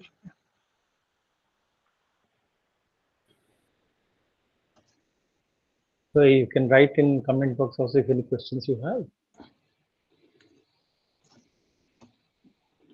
Okay, so I think if you have no more questions for now, anyways, I'll also inform that he will be reachable via mail and all. So okay, then so finally we can thank the speaker for this informative talk on the state and fate of the large language model. And this and also the explanation was very elementary level, and starting from the diet and proper classification of the entire NLP sir has explained. So it was very nice session. And so once again we can thank speaker for this excellent session. Yeah, thanks a lot, Professor Nachiketa, for giving me the opportunity, and thanks everyone for attending. Thanks a lot. Thanks. Thank you, sir. So dear participants, this is the last session is over today. So we will join tomorrow. Tomorrow session starts at 6 p.m. and that is the session number 3, and 4 will be start at 7:30. So tomorrow session will end at 9 p.m. So we'll meet tomorrow. Okay, thanks. Bye. Thanks. Bye.